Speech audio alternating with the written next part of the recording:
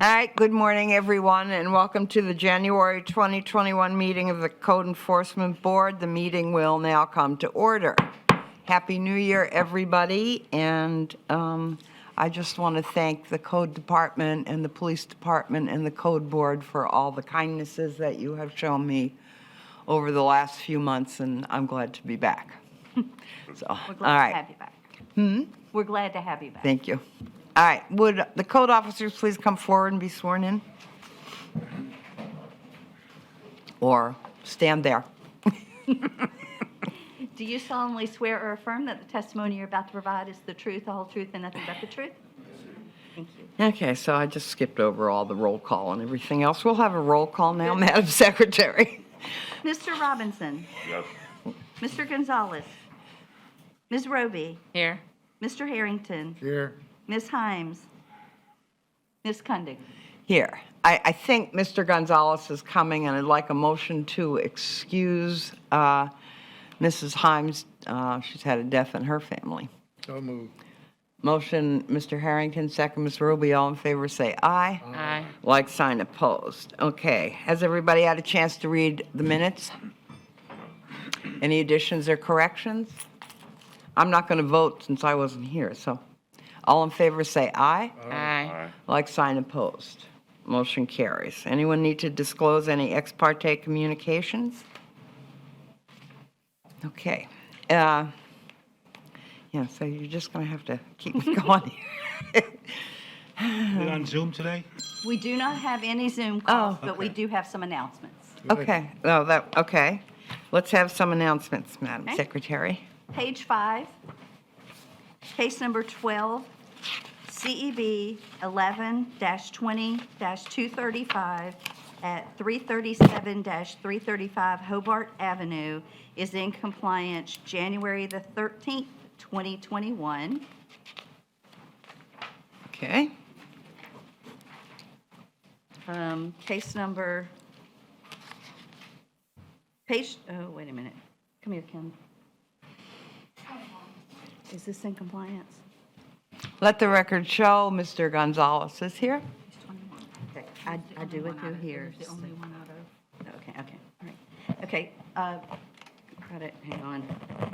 No, good. Right here. It's in 904.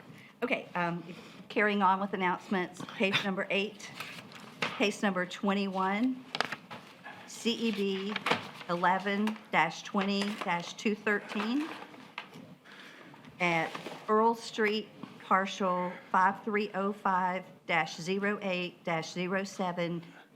5305-08-07-0064 is in compliance January the 13th, 2021.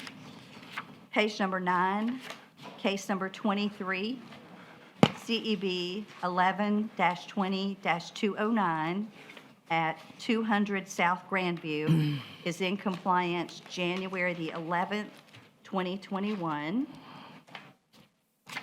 And page number 13, case number 35, CEB 06-20-122 at 1271 Vine Street is in compliance January the 13th, 2021.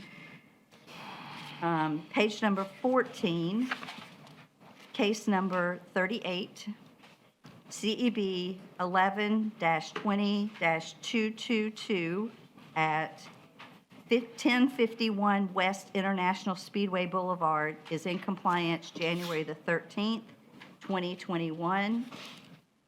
Page number 15, case number 40, CEB 11-20-227 at 646 Marco Street is in compliance January the 7th, 2021.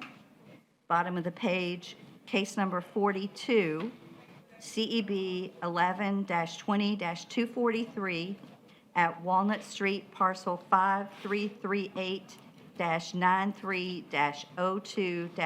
5338-93-02-0170 is in compliance January 13th, 2021. Page 16, case number 43, CEB 11-20-244 at Walnut Street, parcel 533893-02-0160 is in compliance January the 13th, 2021.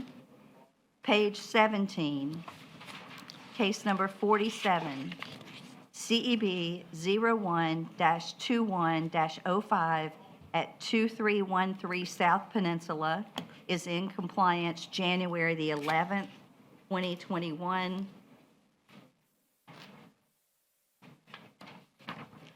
And if we could go back to page 6, case number 14, CEB 11-20-245 at 280 North Ridgewood is in compliance January the 13th, 2021. What, no more? Nope, that's it. Okay. All right, everyone. Here's our procedure. We'll be calling cases by number, for the most part in orders that are listed on the agenda. Are there any attorneys present that need to be in court? Any police officers present that need to get back to work? Okay. When your case is called, please come forward and be sworn in. State your name and address for the record. If you're not the owner of the property, please state your relationship to the owner. Our proceedings are recorded, so please speak into the mic. The board hears from the code officers first, and then you will be given the opportunity to respond. Please direct all responses to the board. Witnesses may also testify following the same procedures. Okay. If we run past 11 o'clock, we'll take a short break, and then we'll continue on. If you're still downstairs waiting to have your case heard, we'll get a list and we'll hear your cases first after 11 o'clock. Now, do we want to leave the lien reviews at the end? Is that, I mean, I think we have to right now, but is there a reason that we're doing that? Just because they take longer than most cases, but you can, the board can choose to do what. Okay, but, I mean, if the people that are wanting lien reviews now think that their case is at the very end, I don't want to move it to the beginning. We Right send them- now. We send them the agenda so they do know. Right, so they know that it's at the end, but from now on, I mean, I prefer to get those over in the beginning of the meeting. How's everybody else feel? Yeah, me too. Okay, yeah, we'll get those back to the beginning of the meeting. Okay. Okay, Madam Chairman, we do have cases 1, 2, and 3 ready to go, and Good. we have the respondents here. okay? All right, let's start. These are our continued cases. Case number 1, CEB 09-20-160. Pranadev is, I don't know how to pronounce that, I'm sorry, at 710 East International Speedway. Excuse me, ma'am. There's an Okay. attorney here. Excuse me? Do you have to come in, an attorney's here? He just texted me to tell me that we had an attorney here, but we just called case number 1. Okay. So he's just have to wait till, Page number 1. Right. good morning. Good morning, everybody. State your name and address, please. Yes, my name is Nayan Dev. I am a husband of Prerna Dev, and my address is 710 East International Speedway Boulevard, Daytona 32118. Could you raise your right hand, please? Yeah. Do you solemnly swear or affirm that the testimony you're about to provide is the truth, the whole truth, and nothing but the truth? Yes, I will. Thank you. Good morning. Good morning. Mark Jones, Lakewood Services. My credentials are on file. I know, he just sent me that. What we have on this case, we've had no changes since the last hearing. I have talked with the owner numerous times. He's in the process of either demoing the building or getting the contract. But we're recommending a fine of $200 a day with a cap of $20,000.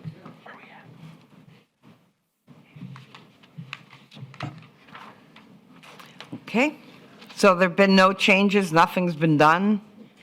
No. All right, you're going to have a chance. Go ahead, let's hear what you have to say, because you were notified in May of 2020. So let's hear what's gone on since then. We're in a new year. Okay. In the May, when you notified, we had a different address. We were living at different place, and the property which we sold was owned by an investor. So there was no one living there. Whatever mail you sent, they were just getting shoved into the box, and rest were thrown away, So then, fortunately, I came here in November just to hang out to my place, and I saw the envelope stuck on my door. So I saw that notice, and I immediately came here, and, ever since then, I am here. So it is only November I started. That is number one. Number two, after I received the notice and after I came here, I promised you, I spent $3,000 fixing my place. I can show you the picture of what I have got done, and you can send someone along with me to see that, what I have got done to the property. Number three, after doing all this repair, I spoke to Mr. Jones, and he suggested that, that building doesn't look good in that area, so you need to get it demolished. So I started looking for a demolition person. I agreed with the guy, whatever he asked me. I have a communication email address and and everything. And, he promised me that he's going to go ahead and apply for the demolition. Unfortunately, he did not apply. His intention was to get some advance from me and run away, So finally, I found another person, and he was to come here and apply for the permit. By that time, I got this offer of sale of my property, and they promised me that they will assume all the responsibility what I have. I have the contract in writing, and I have put a special stipulation that, when you buy the property, these are the things you need to get done. I have got done most of the things. You can send somebody with me, and I can show it to you. And only about 3 lumbers needed to be replaced. That would have got replaced, but then he suggested me for the demolition, so I stopped it, and I started looking for a demolition. Let me person. ask you a question. Do you still own the property? Yes, ma'am. Okay, then all of this is still your responsibility until the property changes hands. Okay, yeah, sure, but Okay. I'm sorry. And if you're working with Mr. Jones, he can tell you what you need to do to get the property into compliance. And he can also, you're going to need a permit to get it demolished, I assume. Mr. Jones can Right, tell you that. absolutely, yes. So, but that is still your responsibility to get the permit. Have you applied for the permit? No, I called him and I asked him that, this is the situation, that's When property. did you call him? He knows, I think, after Christmas I called him, Okay, If all I right. can, if I can clarify a couple Please. things. I did talk with the owner back in September. He was aware of the violation. He received his notice of the hearing for the September hearing that was signed for at his address in Suwanee, Georgia on August 27th. I talked with him again on October 15th. That's when he told me he was going to remodel and was working with an architect. When I talked with him again in December, he said he had a demo contractor who was going to demo the building. So we have had communications, we just haven't had any progress. Okay. And that's why staff is recommending. The problem with everything is that, I contacted architect to make me explain that, what I can do over there, He told me that his wife is going through some kind of surgery and he will Well, I know, and I'm sorry that you're having problems with the people that you're hiring or considering hiring, but you still own the property and it's still your Right, ma'am, and responsibility. I have worked on the property All and right, I can bring a does the picture board- to you. Thank you. Does the board have any comments? I have a motion. Okay. I did have a comment, Madam Go ahead. Chair. The conflict of information is such that it really sounds like, with no disrespect to the respondent, that they were just waiting for a sale or an opportunity to sell. And I think it's quite reasonable to make the request that the inspector's making for the $200 fine. Okay. Yeah, Mr. and Gonzalez? that's what it sounds like to me also. And so therefore, I would motion that we accept the city's recommendation of the $200 of fine per day until they come Up to in. $20,000. Up to $20,000 until they come into compliance. Effective. Effective today. Effective today, yeah. All right, Mr. Gonzalez has made a motion to impose a fine of $200 per day against the respondent effective today until it reaches a maximum of 20K. Is there a second? I'll second. Second, Mr. Robinson, all in favor, say aye. Aye. Like sign opposed, motion carries. Ma'am, but I have That- done, genuinely, I have done We've heard the the, case, it's finished, thank you. All right, what case are we going to do now? Number 2, or there's a? okay, can I ask you something, ma'am? Can Mr.,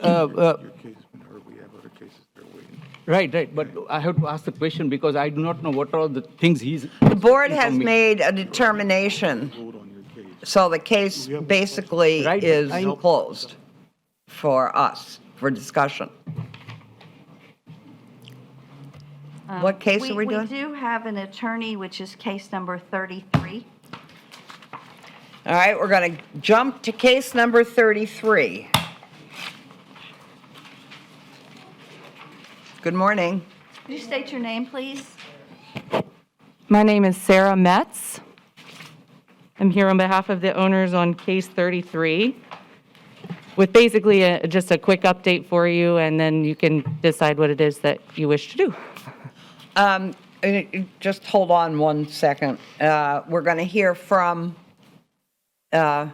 Ms. Kirk first, and then we'll give you an opportunity to speak. This is case number 33 CEB 10-20-192 at 941 Lockhart. Go ahead. Thank you. Good morning. Sarah Kirk, Inspector with the City. Credentials are on file. This is a complaint, case that I received upon a complaint from the neighbors. The property owner is deceased. The property was condemned September of 2020.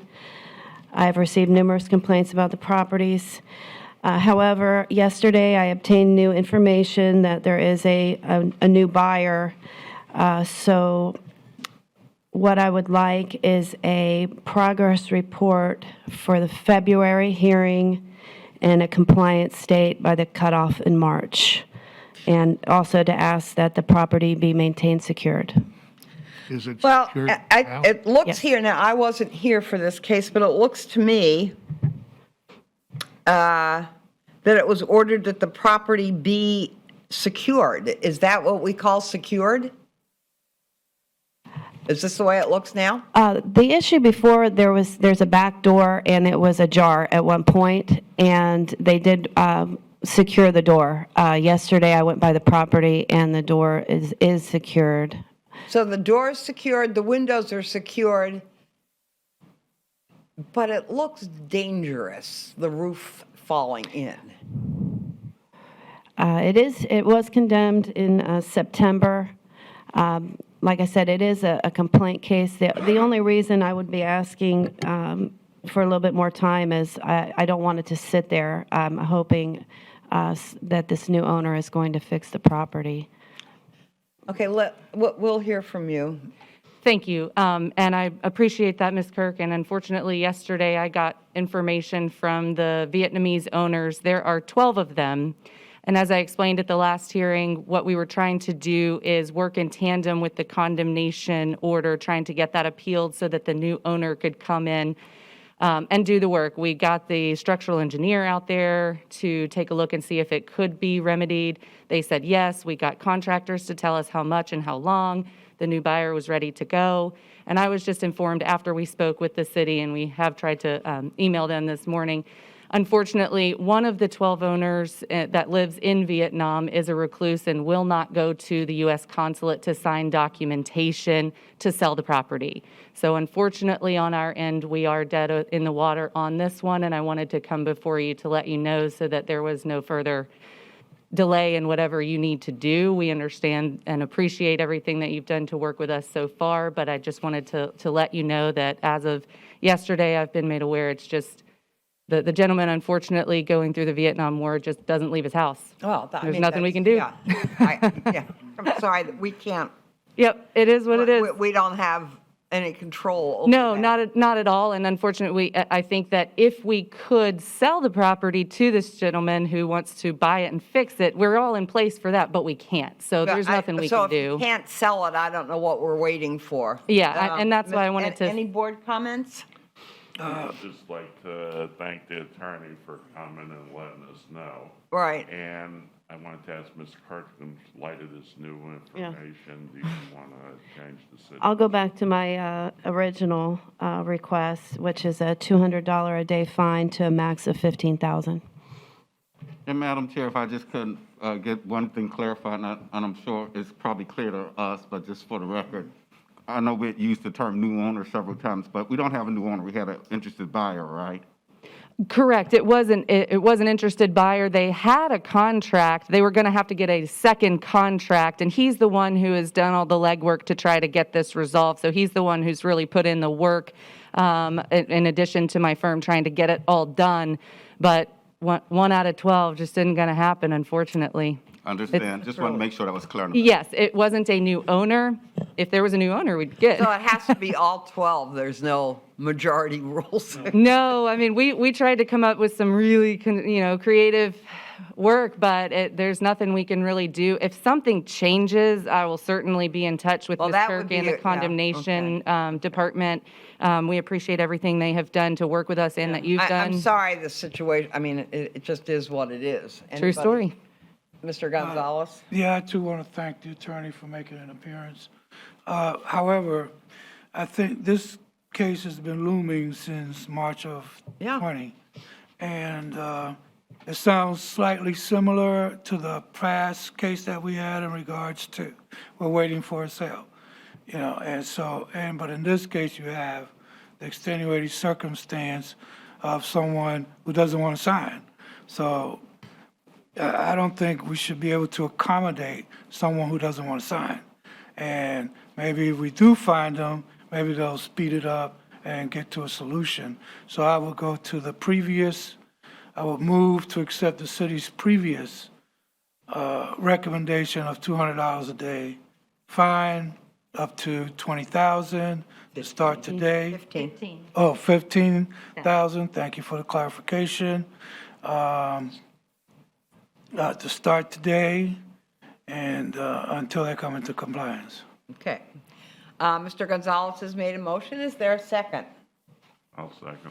Second, Mr. Robinson. All in favor, say aye. Aye. Like, sign, opposed. Motion carries. Thank you for coming. I appreciate it, and thank you, Ms. Kirk. I apologize for the late information. Okay. Now, I guess we'll go back to case number 2. CEB 07-20-106, Rosalind Page at 555 Oak Street, 3.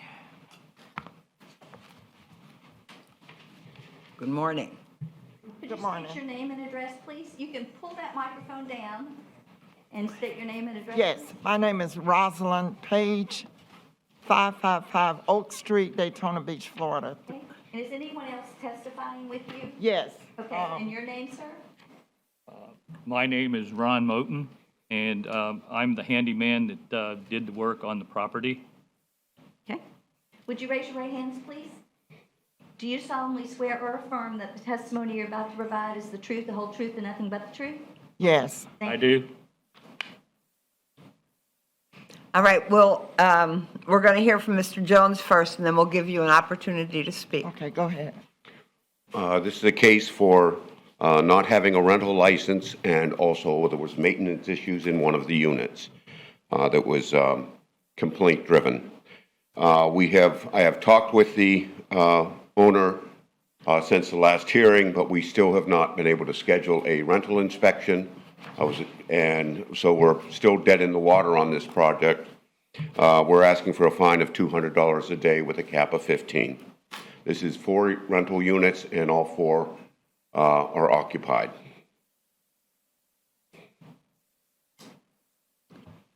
Okay.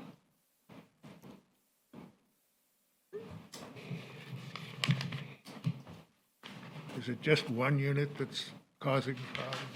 Well, there was one unit that complained and filed the original complaint. When that was filed, it was also found that there was no rental license for the 4 units.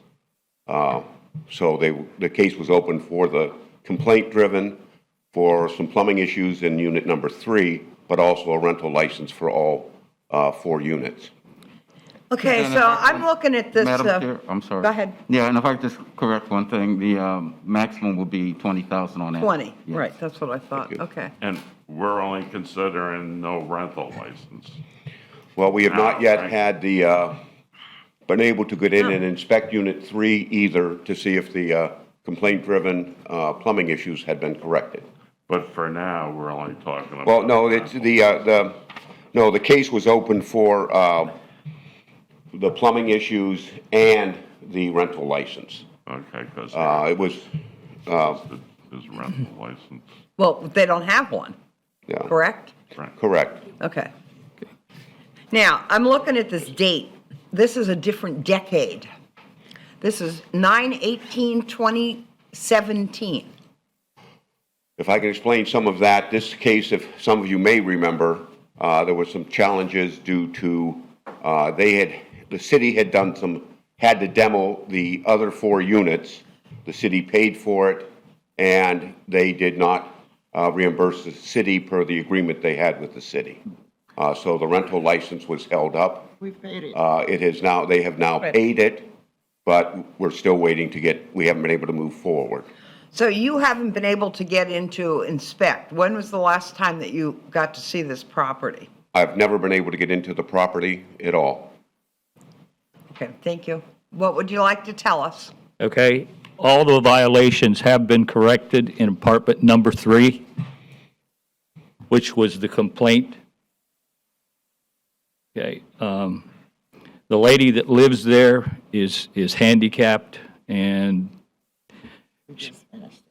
yeah, she's just not available all the time. She's out sometimes for, I guess, medical issues, whatever.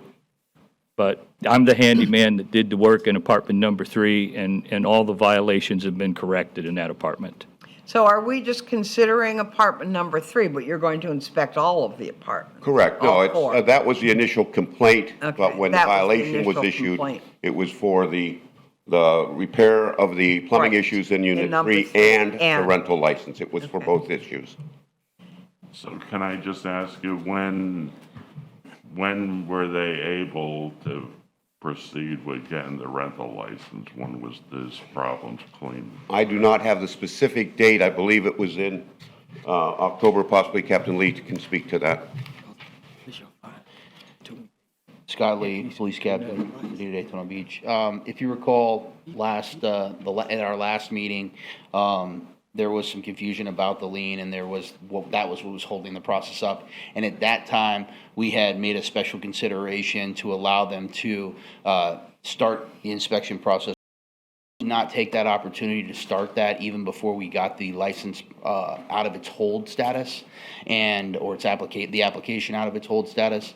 In the meantime, or immediately after that meeting, they did work with me and staff members to satisfy the lien that was holding up the process. So that part was done pretty expeditiously after the meeting, but the inspection, it just wasn't done. It's just not been done. And I think that might be in part because they realized that even though this case started from unit number 3, the rental license applies to the entire property. So all the units have to be inspected and be brought up to the required standard before that license can be issued, which is what this case really rests on, that and the plumbing issue in number 3. Yeah. Any other questions I can maybe clarify about that? No, not for me. I'm good.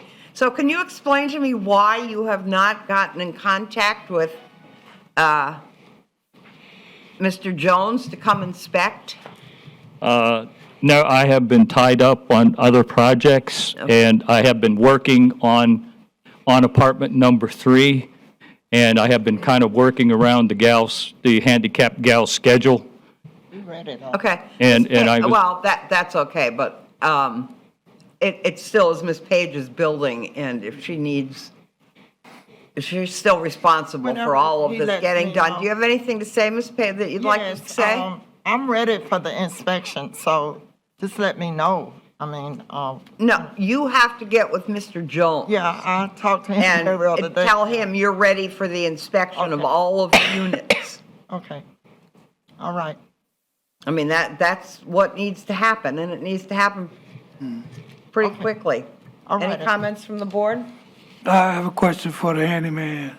How long ago did you start the fixing of Unit 3?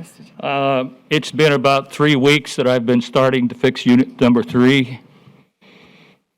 And I have a question for the inspector. So this case goes back to 2017? Yes. Okay. Thank you. Any other questions, comments?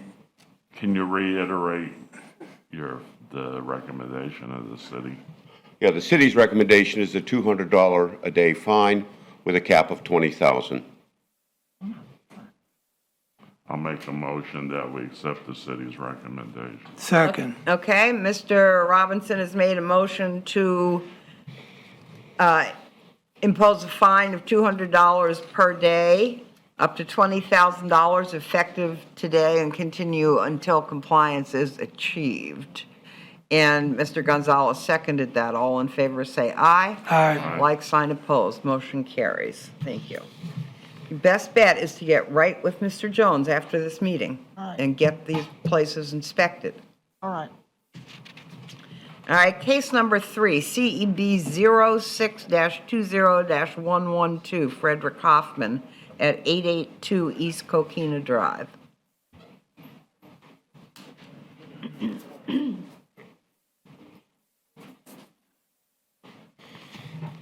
Good morning. State your name and Good morning. address, please. Fred Hoffman. Raise your right hand. Do you solemnly swear or affirm that the testimony you're about to provide Do you so solemnly swear that the testimony that you're about to provide is the truth, the whole truth, and nothing but the truth? Yes. Thank you. All right, Mr. Stinson, what can you tell us? Good morning, John Stinson, Code Inspector with the city. My qualifications are on file. We're here today for the imposition of a fine for this particular property. The compliance date was 20 March 2020. My last reinspection of this property was actually yesterday. The property remains in non-compliance. What's left to be done? The roof, gutters, and painting of the property. The property owner does have a permit. However, there's been no progress since the permit was issued, and city is asking for $200 a day to be capped at $10,000. How much? 200 per 10. What would you like to tell us, Mr. Hoffman? Okay, well, I'm going to tell you a chain of events. First of all, I don't believe there can be a fine because I have pulled the permit, and we did comply with that, and the permit's still in effect. Let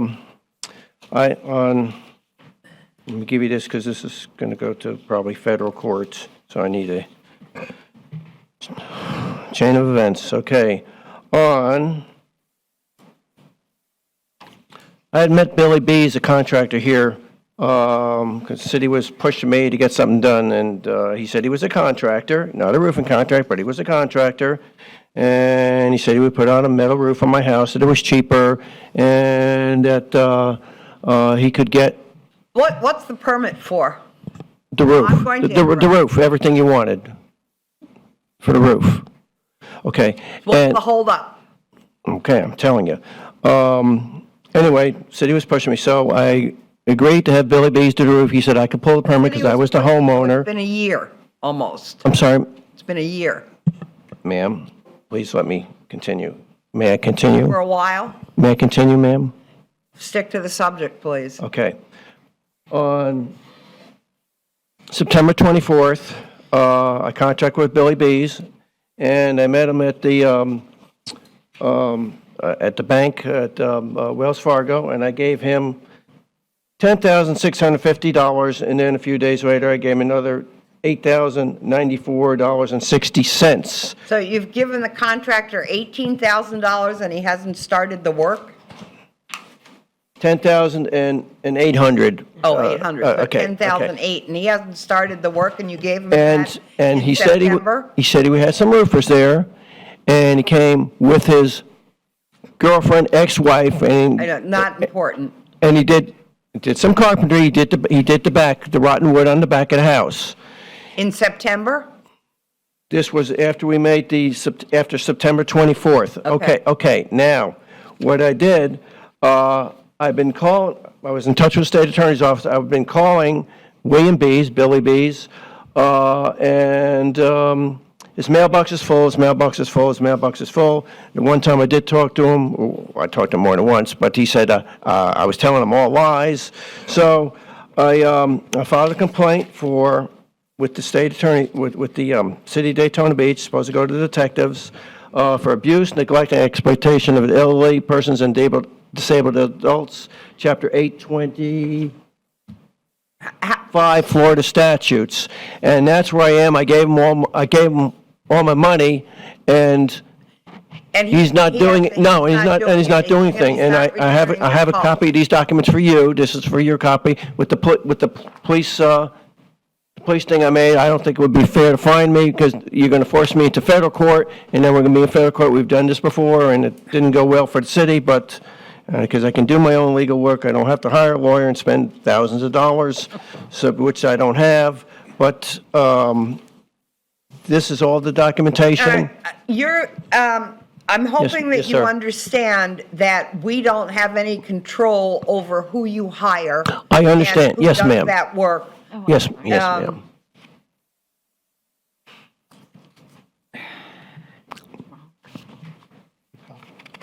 Is there a copy of the contract there?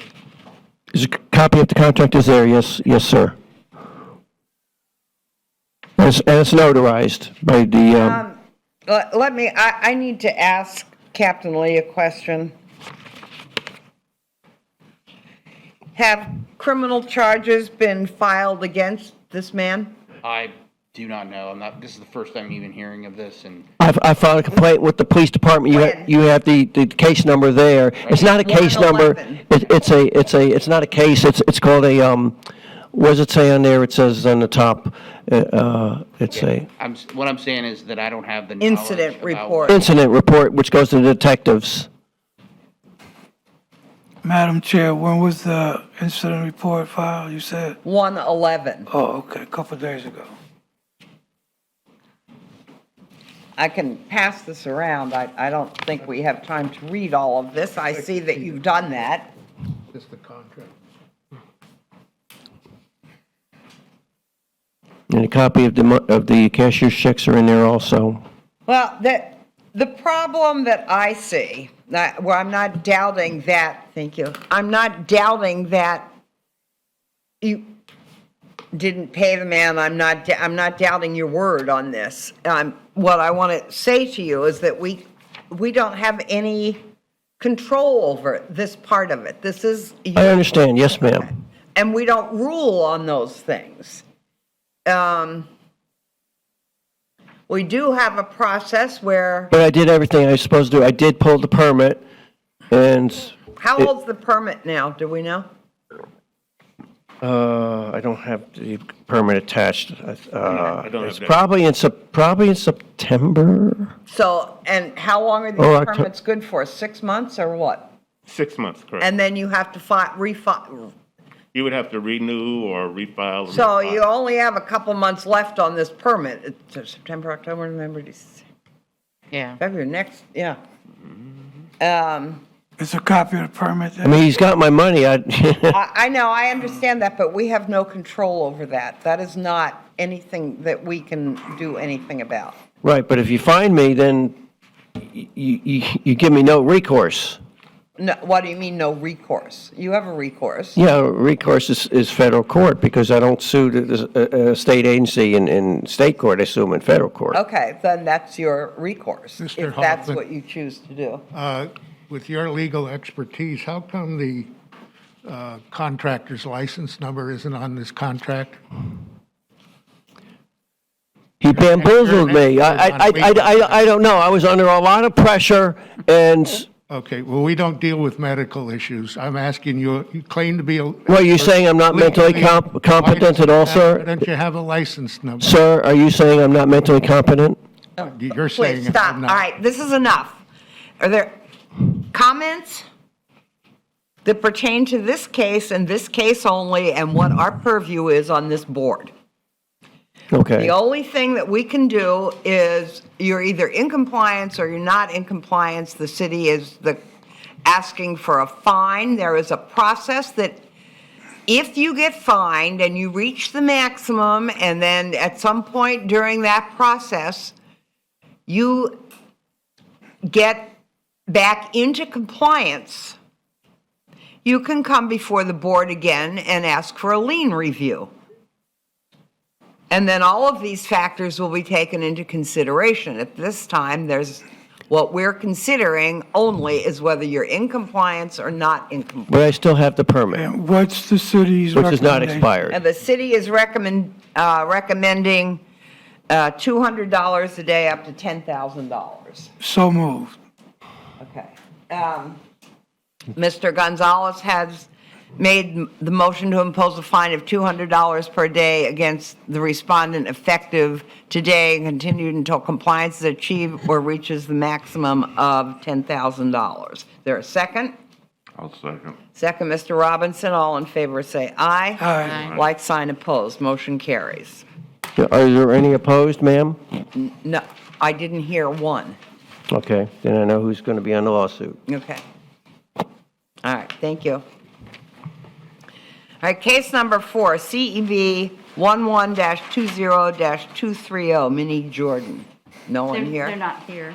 All right, we're going to hear this case, and this is Mr. Stenson again. Any progress, Mr. Stenson? Excuse me, give me one moment, please. Okay.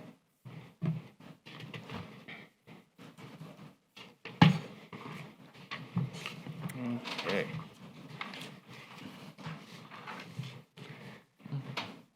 Okay, good afternoon again. Good afternoon, good morning.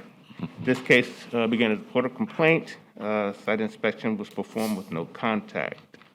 The notice of violation was signed for on 23 October 2019. I received one call on December 18th from the occupant stating that the property was in compliance. It was not.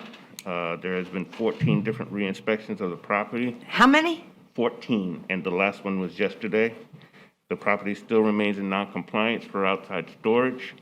That particular window you see there has been repaired.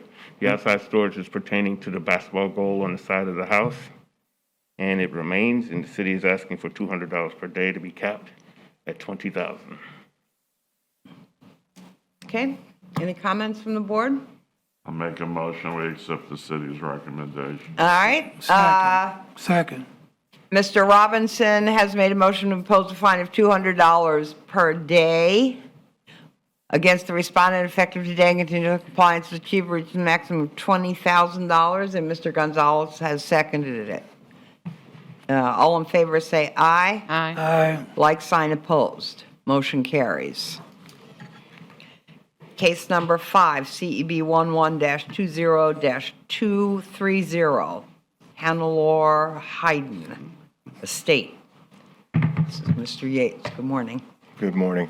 I'm Inspector Yates with the City of Daytona Beach Code Enforcement. My credentials are on file. This is a continued case. I've had no real progress except for they have removed those 2 vehicles you see. No substantial contact with them. I'd like to recommend a fine of $200 a day to a maximum of $15,000. 200 to 15? Yes. So moved. All right. Mr. Gonzalez has made a motion to impose a fine of $200 per day against the respondent effective today and continue until compliance is achieved or reaches a maximum of $15,000. Is there a second to that motion? I'll second. All right, Mr. Robinson has seconded it. Do we need any discussion? All right, all in favor say aye. Aye. Like sign opposed, motion carries. Case number 6, CEB 11-20-202, Todd Balzerano. All right. Good morning. State your Morning. name and address, please. Sir, state your name and address, please. Todd Balzerano, 306 Riverview Boulevard, Daytona Beach, 32118. Raise your right hand. Do you solemnly swear or affirm that the testimony you're about to provide is the truth, the whole truth, and nothing but the truth? I do. Thank you. In this case, the owner's actually been making a lot of progress. The only thing left now is his roof at this point. He's done some painting for us. He's cleaned up some of the outside. So I would like to request that he come into compliance by next cutoff.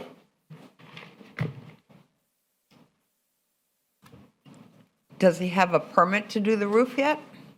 He does not have a permit, but since it's a repair, he doesn't plan on replacing it. He plans on repairing the area. He would not need one. Okay. What would you like to tell us, Mr. Balzerano? Well, all the tarps are gone, and I have done quite a bit of the repair.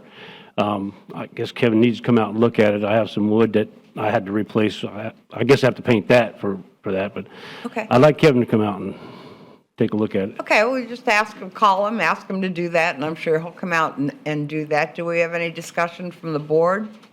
I would move that we accept the city's recommendation. Okay. Chairman, Mr. Gonzalez has made a motion to amend the previous order of noncompliance and allow respondent until 2/3 to come into compliance and be returned to a subsequent meeting for consideration of a fine of up to $1,000 per day. Is there a second? Second. Second, Ms. Roby. All in favor, say aye. Aye. Like sign opposed, motion carries. Okay, Thank- so you get in touch with Mr. Yates Okay. for an inspection, and hopefully everything gets taken care of. Thank you. Thank you. All right, let's go to case number 7, CEB 11-20-203. Yvonne Baregi? Not, the respondent is not present. Okay. All right, this is a continued case. The owner has once again made a tremendous amount of progress. They removed an entire unpermitted deck that actually spanned the entire backyard. They've begun throwing out the shed that was also unpermitted, and they are in the stages of engaging a roofer and several other contractors. And I would like to ask that we extend compliance to the March cutoff, just due to the amount of work that's still being done, but they've done a tremendous amount. I would Do you have move, any pictures of work that's been done? I'm seeing a lot of work that hasn't been done. For now, the only thing that's been done is that they've demoed out all the unpermitted work, which I'm sorry, I thought I had pictures, but all you see, all that exterior where there's no grass growth, they actually had created, the tenant had created a deck totally unpermitted, and they've, like I said, they've removed that, and they've been engaging contractors, and I've seen the owner there, I think for the last 2 weeks, most days working. Because this has been going on for almost a year. It absolutely has. The owners stated that there was a notice problem. We did, of course, meet all notice requirements, but, There's no tenant in there now. no. They actually, got the tenant to leave. They had to evict them. Okay. Has anything been done? There's a lot of interior work. Has anything been done inside? They started gutting the interior, but when I went, they weren't willing to do the interior inspection yet. Well, they might not be finished. They're absolutely not, and she was fully upfront about that they're not, but it is a full gut job that they're doing, so. Comments from the board? Well, I guess I make a motion we accept the city's new recommendation, extend to March. second. All right, Mr. Robinson has made a motion to amend the previous order of noncompliance, allow respondent until 2/3/2021 to come into compliance and be returned to a subsequent meeting and for a fine of up to $1,000 per day until compliance is achieved. And Mr. Gonzalez motion made second. All in favor say aye. Aye. Like sign opposed, motion carries. Okay, case number 8, CEB 0620-123 at Congress. Richard T. Hayden? Yeah, he's here. Okay. This is Mr. Garcia's.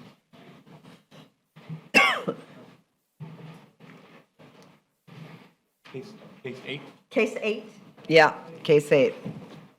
115 Congress. 115 Congress. Yes, ma'am. State your name and address, please. Mark McQueen, 111 Congress, Daytona Beach, 32114. Okay, raise your right hand. Do you solemnly swear or affirm that the testimony you're about to provide is the truth, the whole truth, and nothing but the truth? Yes, ma'am, I do. Thank you, sir. Good morning, what would you like to tell us? Good morning, Danny? Inspector Garcia with the City of Daytona Beach Code Enforcement, credentials are on file. Notice of violation was issued on December 11, 2019 for not having permits for the interior renovation. It was posted on December 11, 2019. The compliance deadline was December 23, 2019, and the last day I inspected it, re-inspected it was January 4, 2021. The result in my re-inspection, finding it in non-compliance, permit was applied for on September 4, 2020. The permits and licensing downstairs where Ron Roberts was requesting the owner to provide 2 copies of the scope of work. It was not received. They also asked on November 9, 2020, Ron Roberts still asked for the information needed and still was not given. So with that said, the staff is requesting $100 a day, capped at $15,000. Okay, Mr. McQueen, what would you like to tell us? Yes, ma'am. As a matter of fact, while I was sitting downstairs waiting to come up, the permit office has called me and said my permits are ready. I must express my, I don't know what I would call it, kind of a disappointment in the permitting office, because I would think they would have a list of things that we're supposed to have from the start. I kept going in with things they required, and they would tell me a week or 2 later I needed something else. And then I bring that in, and a week or 2 later, they tell me I needed something else. And we went through that up until now. Well, I'm sorry you Yeah. had problems. That is not something that we can do something about. You have to Right. take that up with the city or with your commissioner. Yes, but we don't have control over that. Yes, ma'am. Sorry you had problems. Yeah. Nevertheless, this is from over a year ago. Now, I'm glad you got the permit in September. So, actually, you applied for a permit in September, but you just received the permit this morning. Yes, ma'am. And what's the permit for? Interior renovation and a new roof. Oh, so you got all of it. Yes. Okay. And I'm ready to get to work. Do you have a roofing, do you need a roofing contractor? Do you have a roofing do you have, Well, this is basically a I am doing most of the work myself. do you live there? Pardon me? Do you live there? I don't live there, no ma'am. It's unlivable at this time. I live right next door in a house Okay. that I rent. Okay. There was a lot of things involved with this. The house was given to me in an inheritance from my neighbor. Well, it went through back and forth with the estate, and they were it was in probate for almost 2 years, and I just recently became full owner of the property a couple months ago. I think that was brought up at the last Okay. meeting we had. Anything else, Mr. Garcia? I have a question. Go ahead, Mr. I mean, I don't know, Dan, do you have anything else? Okay. I'm sorry. I have a question for you. So, while you were downstairs waiting, they called you and told you that your permit was ready? I'm sorry? Did you say that while you were downstairs Yes, waiting? while I was They downstairs. called you to tell you, Yes, sir, and I'm going to pick the permits up on my way out. oh, okay, so you don't have a copy with you? No. You didn't go pick it up? I don't have a copy with me. It's downstairs. I can go get it and bring it back up if you'd like and present it. That's not, Okay, because it'll be posted right out front today on on the property. Was there a question related to the permit? I have the Yeah. information here. Yes, if the permit was issued.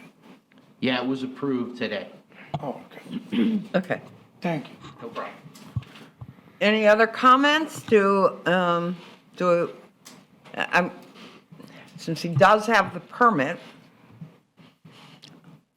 I would be inclined to give him at least till next month. If, I don't know. I mean, if he didn't have the permit, that wouldn't have happened. But, I wouldn't have thought that. So, does anybody, what's everybody think about that? So moved on the chair, Okay. woman's recommendation. All right, we have a motion from Mr. Gonzalez to amend the previous order of non-compliance, allow respondent until 2/3 to come into compliance, be returned to a subsequent meeting for consideration of fine of up to $1,000 per day, or until compliance is achieved. Is there a second? I'll second. Second, Mr. Robinson. All in favor say aye. Aye. Like sign opposed, motion carries. You got till next month.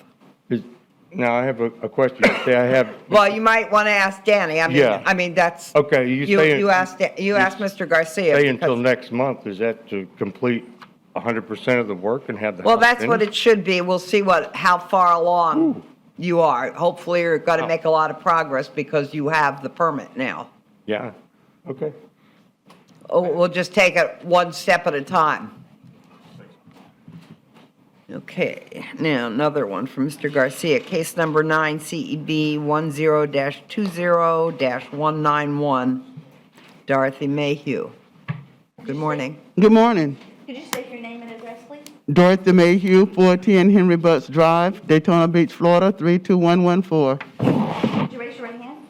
Do you solemnly swear or affirm that the testimony you're about to provide is the truth, the whole truth, and nothing but the truth? Yes. Thank you. Okay.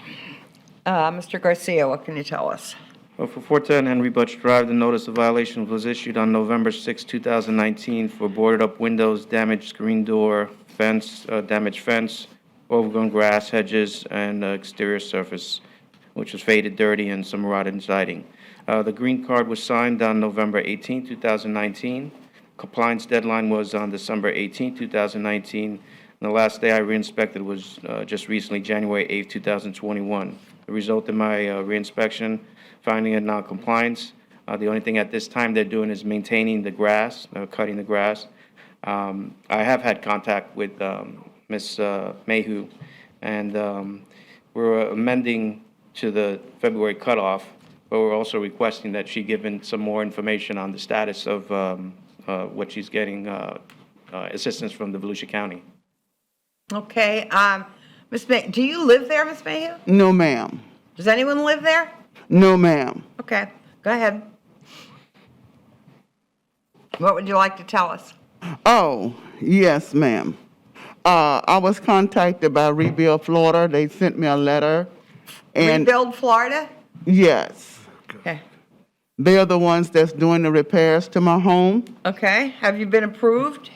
Yes, I have. Okay. I have the letter here. I also have, I have the letter here. Okay. They told me I had to, the information is in here, where I paid the $1,000 they wanted me to pay, or the receipts from FEMA, which I had the receipts, but my house was damaged where I live at now with the water, something happened there. And they had to call in a big company to come. It took about 4 days for them to get the water out the apartment. In the closets, all that was destroyed. So I wrote, no, forget about that. The information right there will help. I paid the fine.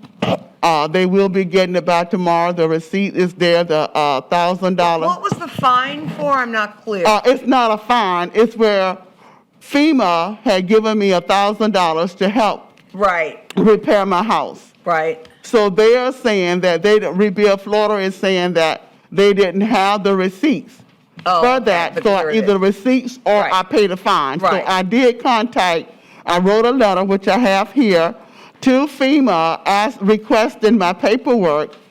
So the lady told me she didn't know how long it was going to take before I get the paperwork.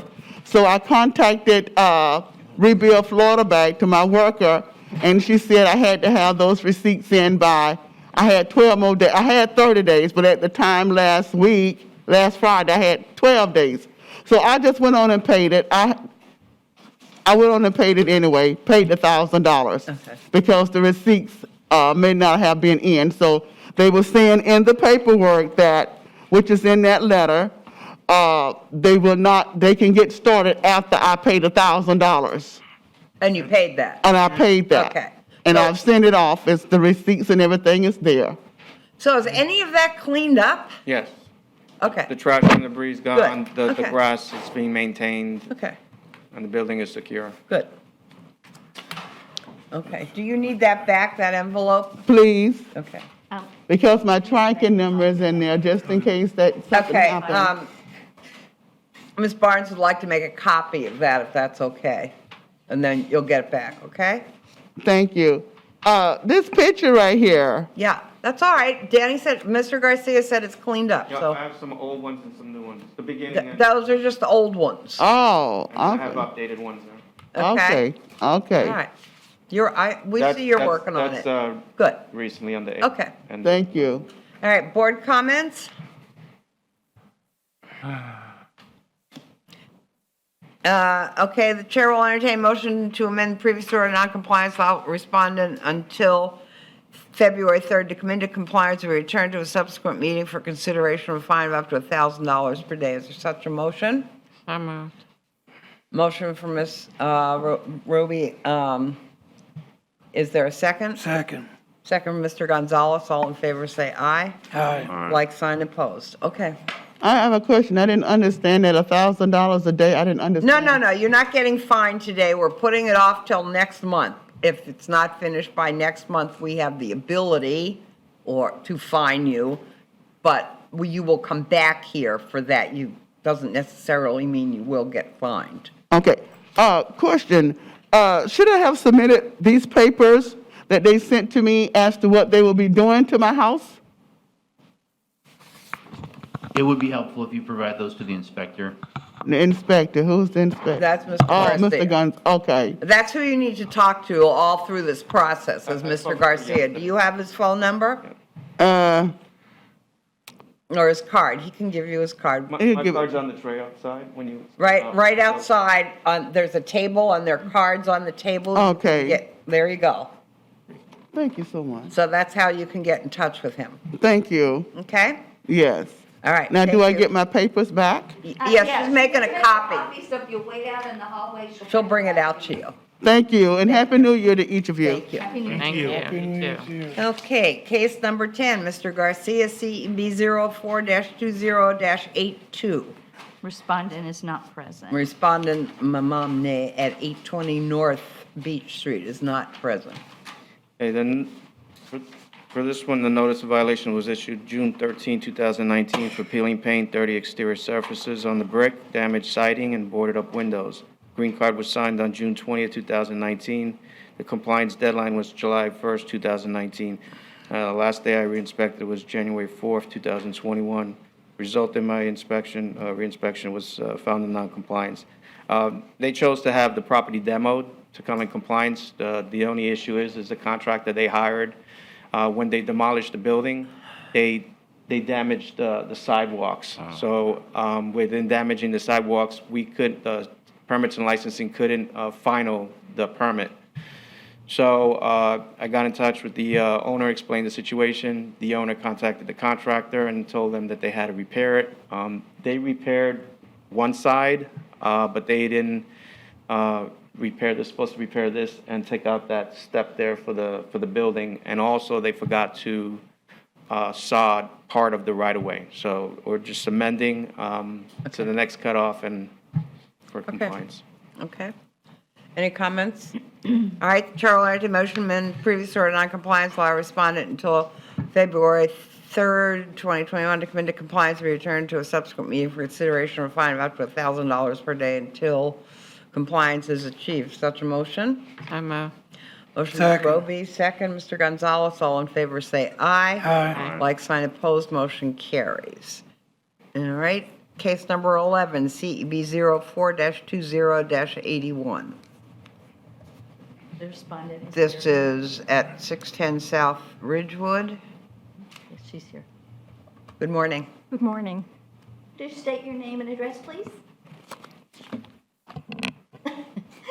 Could you state your name? Sasiwan Ratnayom, 610 South Ridgewood. Gotcha. Raise your right hand. Do you solemnly swear or affirm that the testimony you're about to provide is the truth, the whole truth, and nothing but the truth? Yes. Thank you. Okay, Mr. Garcia. Notice of violation was issued March 25th, 2019 for a dilapidated driveway. Notice of violation was posted on May 24th, 2019 for the compliance deadline, October 24th, 2019, and the last day I re-inspected was January 4th. Of this year? Yes. Mm-hmm. And the result of my reinspection is non-compliance, that there had been no corrections made, no permits pulled, and she does have a new contractor. Zoning requested a complete, hasn't been completed yet. It was on September 24th, 2020, and the site plan is under review still since June 9, 2020. What would be the reason that it would be under review for so long? To see how exactly what they need to do for the lots, because it's so big. So the site plan's been under review since? Yes. This is a rather complicated project, and it's gone through about 32 different reviews when I looked it up a little while ago. So there's a process where the city responds back with comments, and the change in contractors probably created some of that delay as well. But they are working through this project, yes. Okay. They're attempting to. And so is the respondent trying to work through this. Is that true? I have done Hold on all a second. that I can. So the respondent is working on this as Yes. well? Correct. Okay, what is your recommendation, Well, Danny? we're going to recommend that we amend another next cutoff to All right. find out this process, Okay, let's- yeah. progress. Okay. I have a question. For the inspector. Let's hear what the respondent has to say, and then I'll ask for comments from the board. Go ahead. For the driveway and the parkings, it was approved except for the entrance. The city needs the variance from 24 feet to 21 feet because of the big cedar and big Canary Island palm trees on the city property, which is my entrance to my driveway. So the size of the entrance will be 3 or 4 feet smaller. Okay. Which So this is a it very has been submitted. complicated process. Yes, it has And you're been working submitted. on it? Oh, definitely. Okay, Mr. Gonzalez? Yeah, my question is, the homes that I see at the end of the road, right there. Correct. This Is that the same owner? Yes. 5 apartments. Oh, okay, so, it's apartments. The 5 units that go from there's only one driveway up off of Yeah, South yeah. Ridgewood, and it goes up to these units, and they have no parking, and they're actually parked all over the grass, which is how I actually got the complaint. So we're going on 2 years of trying to get. Year and a half, anyway. Year and a Good half. year and a half. And the city needs me to combine the land on the right-hand side of the post, There's a- which is yeah. the corner lot, which I did. I have to submit all of those time. I worked on it every single day that I could, but I have to wait for the permit. All right. And no contractor wanted to talk to me until I get the permit. I just would like to add that the city's original thought was that we were going to come in and ask for a fine, but we had a conversation with the planning department, and they advised that they felt as though they were very close to the end of that Okay. process, and we felt as though giving an extra month would give us an opportunity to Right. see if that could all get done. Okay. All right, good. I would like to suggest, since this is so complicated, and probably will continue to be complicated for a while, that we give them at least 60 days instead of 30. There's Come no- back in there's no 60 sense in days. Is coming that back acceptable? Over and over.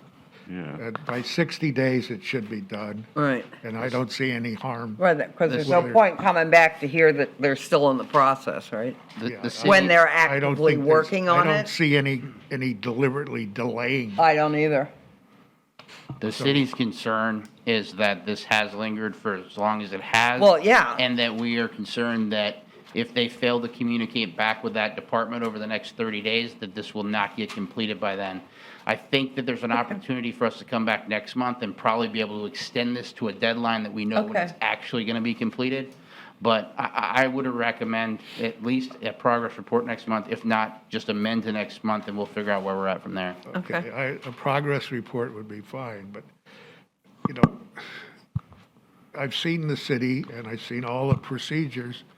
They take a long time, and I don't see that being moved along.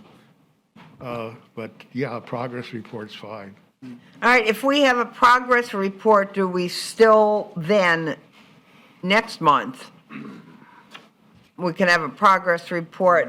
What would you recommend for the compliance date?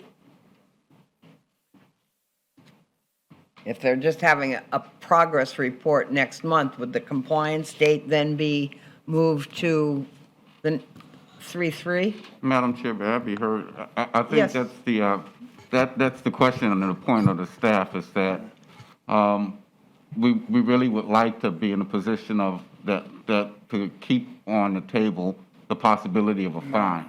And if we move this to just a progress report, Okay. then next month they wouldn't be subject to a fine. Okay. Which All may right. Okay. stymie some of the good progress that's been made up to this point. All right, so we're going to amend the previous order of noncompliance. The chair will entertain a motion to amend the previous order of noncompliance, and allow respondent until 2/3/2021 to come into compliance, and further orders of that's it then? Then that we don't need a progress report, then we're not having a progress report? No. No. Okay.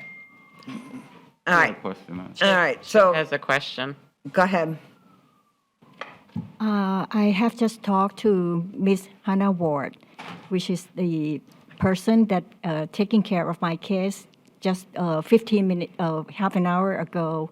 She said that I have to wait at least 2 weeks to get all the comments, because this is a kind of a landscaping, and the sprinkler systems, which that's what we get stuck with to get the permit, and that's what she said. And then I have to need the placard for 10 days before I touch anything in the property, and then I get the permit. And looking for my contractor, because right now I cannot do anything except I have the permit. Nobody wants to talk to me Without a permit? without the permit. I don't know, I mean, contractors get permits all the time, so, But this is the court enforcement work. all right, just wait a second, let's talk this out here. I don't think it's the same kind of permitting. She's got to get a kind of permit that allows her to change that property, not just a permit to tar it. And that's what's going on with all these boards she's dealing with. There's no way she's going to get a contractor to put that up by next time. I think our motion's okay.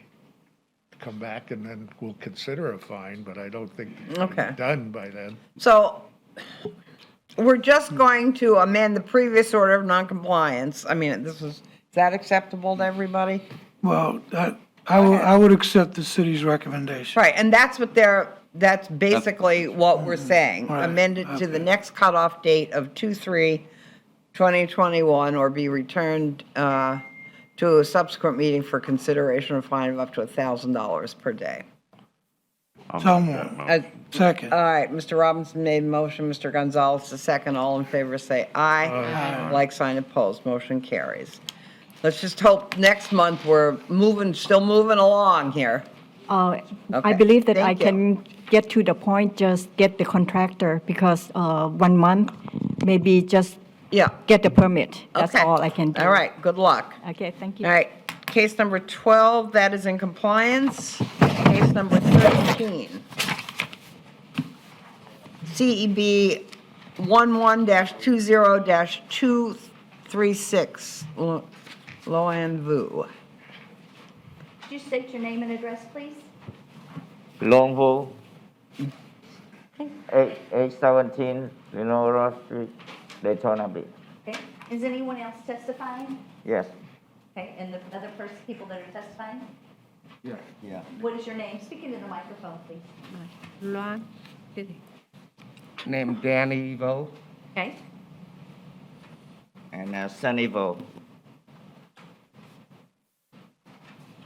And how are you related? That's my aunt. That's my nephew, my wife. Okay, all right. raise your right hands, please. Do you solemnly swear or affirm that the testimony you're about to provide is the truth, the whole truth, and nothing but the truth? I do. Yes, I do. All right, Mr. Garcia. Yes, last time I re-inspected this property was January 5th, 2020, and I have been in contact with both nephew, and I did speak to the owner a few times on the phone out of town. I didn't know he was back in town until yesterday. I spoke to the nephew, and the property remains in non-compliance. They are on the trespass arrest site program. They did have a squatter there. He's been, this gentleman here, he's been arrested before. He's been on the property several times, comes back and forth. But still remains in non-compliance, and the only thing that's been done was just some cleaning and just maintaining the landscaping, the grass. So we were requesting, staff was requesting a fine of $200 a day, capped at $15,000. And Madam Chair, if I'm, yeah, just one correction. The inspector said that the last date of his inspection was January 5th, 2020. Is that correct, or did you mean 2021? I'm sorry, 2021. Yeah. Okay. Okay. Okay. So at this point, Mr. Garcia, as far as you know, as of January 5th, there's no one living there, That's correct. And the squatter is gone and it's posted. I haven't seen them, and it is posted. Is anything cleaned up from that picture? Yeah, they have cleaned up all the trash and debris all in the front. Okay. I mean, there was a lot of stuff. They are maintaining the grass. He's getting assistance from the uncle, Danny Vo, who resides in Daytona. But other than that, that's it. They do have some plans. They were talking about demolishing, and then they went back now to repairing. And I just found out yesterday that they're talking about getting some permits, but I'll let you hear from them. Okay, tell us what your plans are, please. As soon we heard the paperwork, we apply for the no trespassing. We put the cleanup. Then right now, we're on the process of the request for the survey, and the survey tell us minimum is about 8 weeks to 3 months to get the survey. However, we already discussed with the 3 contractor for roofing, stucco, and window. And right now, we ask you for 3 months, so we're gonna be process, all that gonna be done. So my sister from Boston can move in to live there. So that's the plan. Well, excuse me, but why do you need a survey? Because we want to put the gate or the fan, the fan, yeah. The what? The fence. They need a survey for the fence that they want to Okay, install. Okay, so that's for the fence. But We- the property's cleaned up. Yeah, Yes, we're gonna put the people on clean up from now on, every 2 weeks, they're gonna keep clean up. Like do the grass and? Yes, Okay. yes.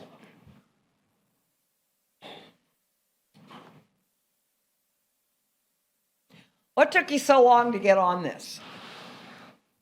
My aunt had the asthma and the COVID and all that, and that's, she been stuck This on. has been since, well, okay, May. But they plan to move down here as soon we've been done, and her daughter gonna move in from that place. But you don't have any, you haven't gotten permits or done any of that, or? We processed, we worked it on, and we already interviewed 3 different contractors. Very soon, we're gonna have the permit. I'm gonna, looking for around in 1 month, we should be set up and moving. Comments from the board, questions? Why has it taken so long to bring it to, Like I tell you, because the aunt, she been have the asthma and the COVID and going on, that's the problem, yeah. so was she living there during this sickness? Pardon me? Was she living there?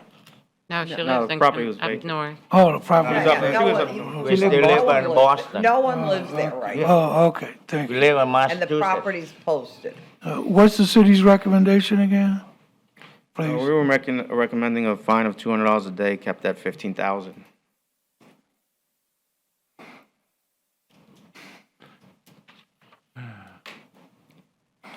Do any other board members have any thoughts on this? To just continue it till next month to see if they've Right. lived up to I their. agree.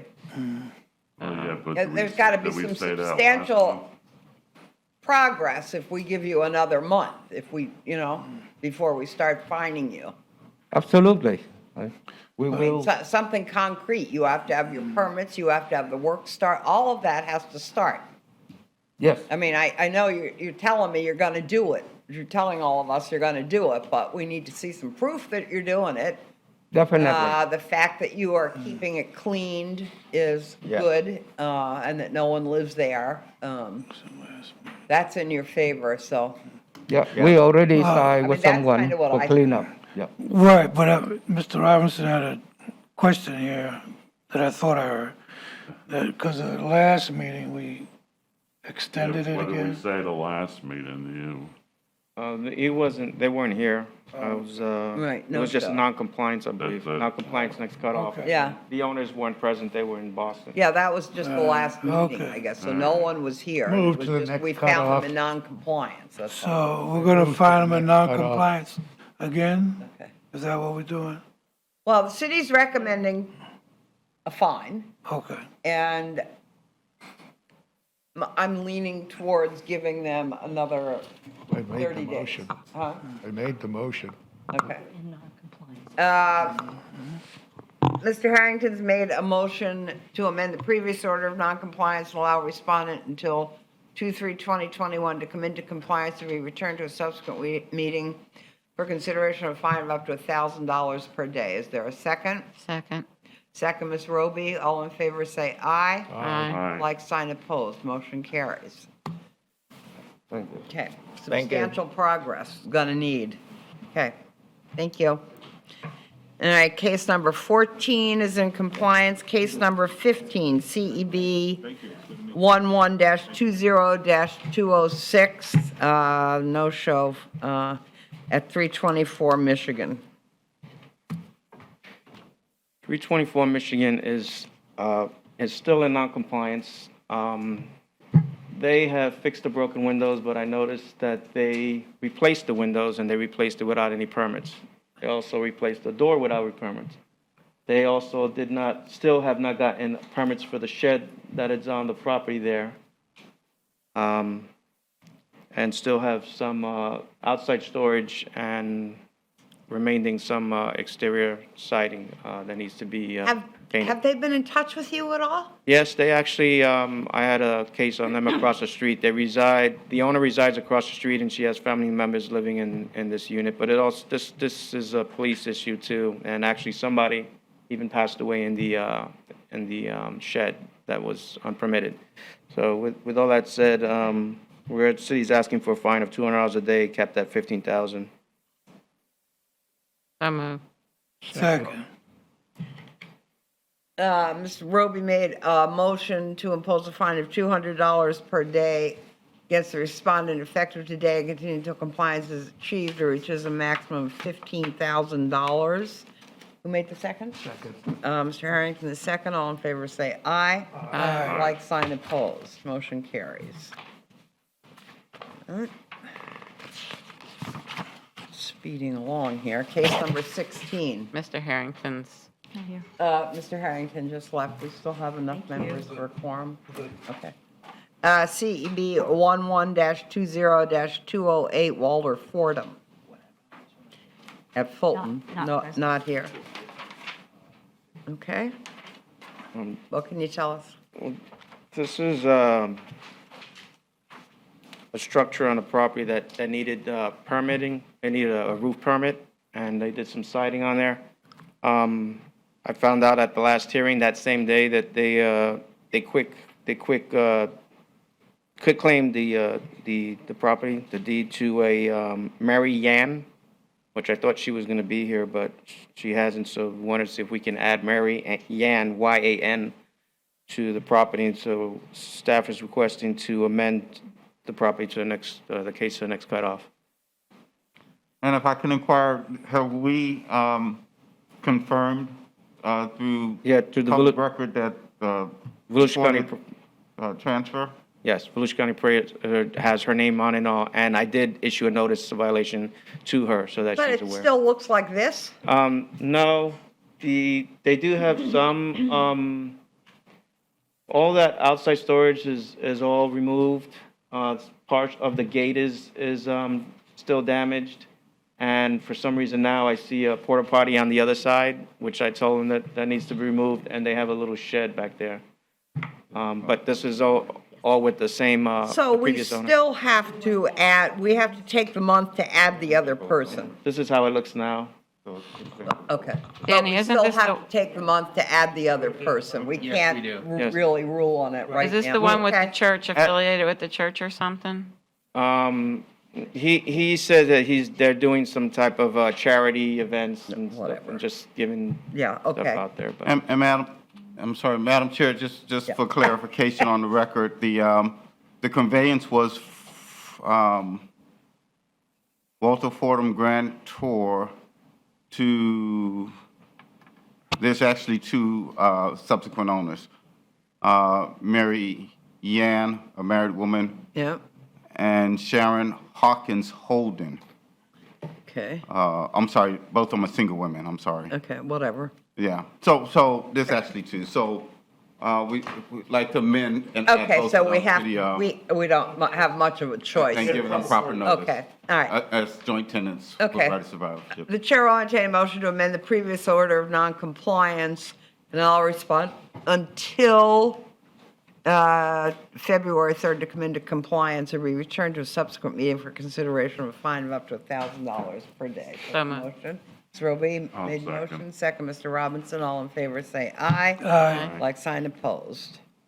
Mr. Harrington's back. Okay. I guess then if, I don't know if that order included, I'd ask for it with clarity. Okay, to and add- in addition, let's amend this, in addition that the new owners be added to the complaint. Correct. Motion, Yep. motion, Mr. Robinson, second, Mr. Gonzalez, all in favor, say aye. Aye. Okay. Thank you. All right, case 17 CEB 08-20-165, Ernestine England, no show. This complaint is well over a year old, too. And now we're on to Mr. Fitzgerald's cases. You know, it's pretty amazing that some of these aren't even in this new decade. They're from the old decade. Too long.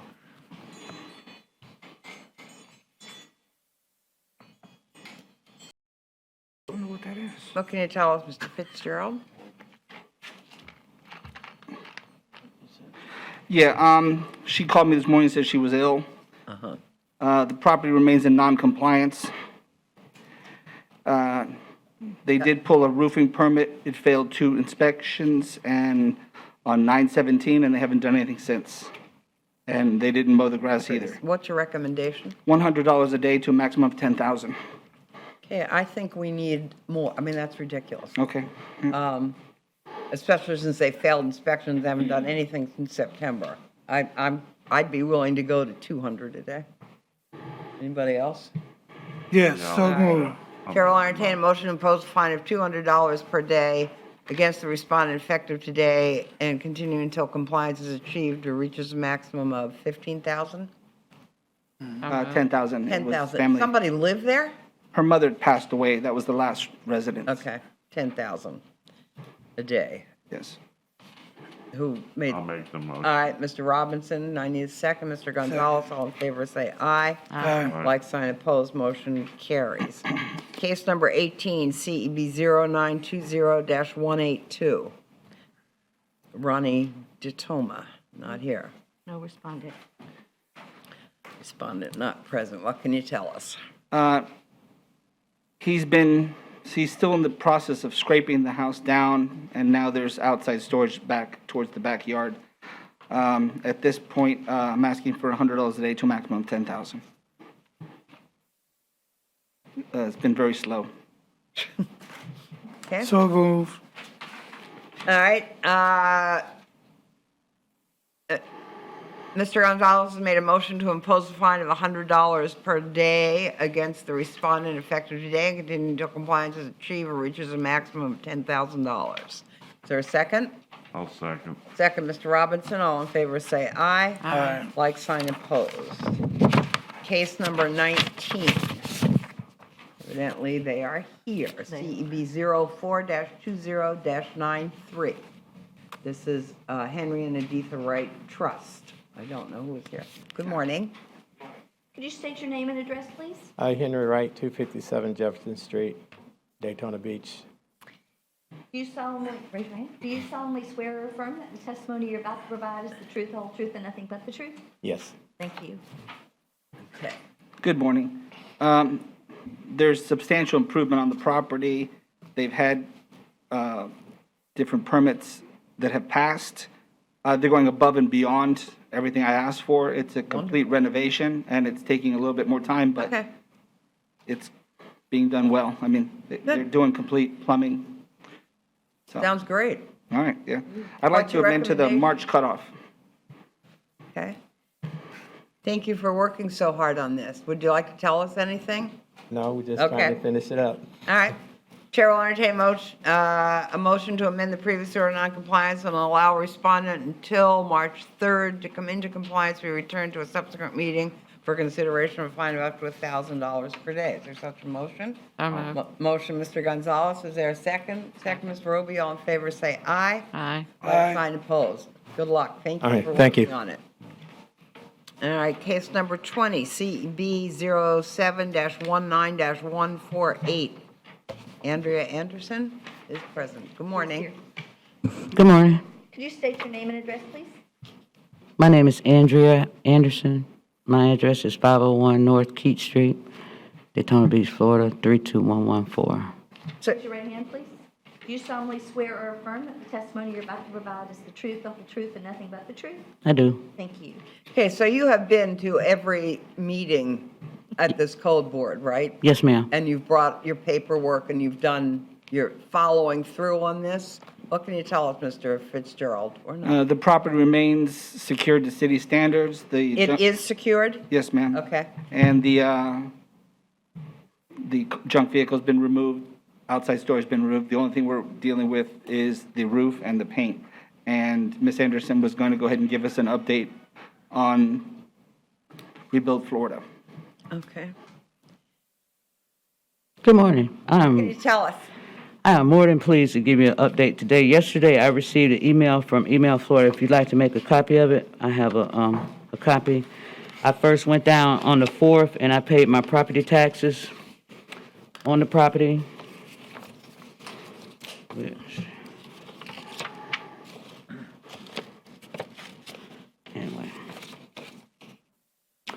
Anyway, I do have the paper, but I paid the property taxes on the property, and I applied So for... when are they going to start work on it? Well, I guess you can read it here in the contract. It explained that I'm going to pay them $1,000.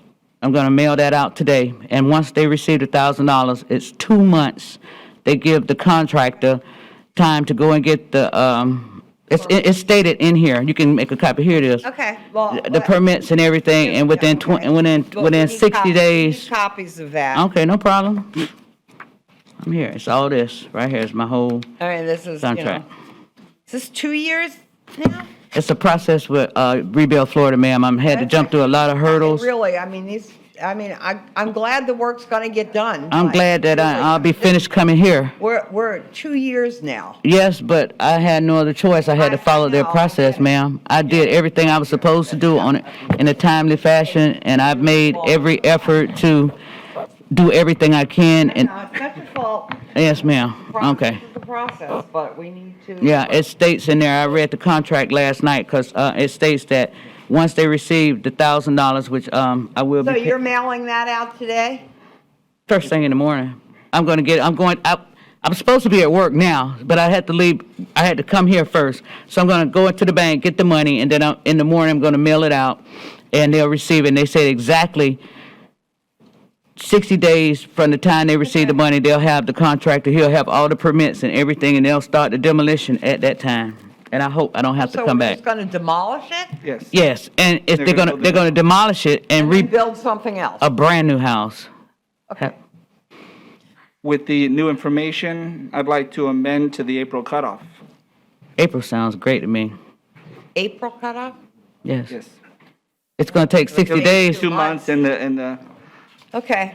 she's at that $1,000 point. All right, Mr. Harrington has made a motion to amend the previous order of noncompliance, allow respondent until, this would be 3/31/21, to come into compliance and return to a subsequent meeting for consideration of a fine of up to $1,000 a day. Is there a second? I'll second. Second, Ms. Ruby, all in favor, say aye. Aye. Like, sign, opposed. Can I say one thing? They'll probably have it knocked down, but I won't be still in compliance till they knock it down, that's what you're saying? Yeah, so you would need then to, when they do that, if that happens before, you need to get in touch with Mr. Fitzgerald. Okay, fine. Okay. Can somebody bring me back that She's copy? making copies, and Okay. she'll meet you in the lobby. Oh, yes. All right. Okay, case Thank you. number 21 is in compliance, case number 22, CEB 11-20-211. Burton's. Okay, no show. Can you tell us, Mr. Fitzgerald? The property remains in non-compliance, and I'm asking for a fine of $100 a day to a maximum of $15,000. My last inspection was on January 4th, 2021. I'll make a motion, we accept the city's recommendation. All right, Second. we have a motion from Mr. Robinson and a second from Mr. Gonzalez to amend, to impose a fine of $100 per day against the respondent effective today and continue compliance achieved reaches a maximum of $15,000. All in favor, say aye. Aye. Like, sign, opposed, motion carries. Case number 23 is in compliance. Case number 24, CEB 11-20-216 at 44 South Hollywood. No one's here, respondent's not present. Okay. What can you tell us, Mr. Fitzgerald? My last inspection was on January 4th, 2021. The property has made some corrections but not in compliance today, so I'm asking for a fine of $100 a day to a maximum of $10,000. I'll make a motion, we accept the city's recommendation. Okay. Second. All right, we have a motion from Mr. Robinson, a second from Mr. Gonzalez, to impose a fine of $100 per day against the respondent effective today and continue compliance is achieved to reaches a maximum of $10,000. All in favor, say aye. Aye. Like, sign, opposed, motion carries. And next page, we're on page 10, case number 25, CEB 11-20-210, Dustin Quigley at 215 South Oleander. Respondent not present. My last inspection on this property was January 4th, 2021. The property remains in non-compliance. I'm asking for $100 a day to a maximum of $10,000 fine. I'll make a motion, we accept the city's recommendation. Second.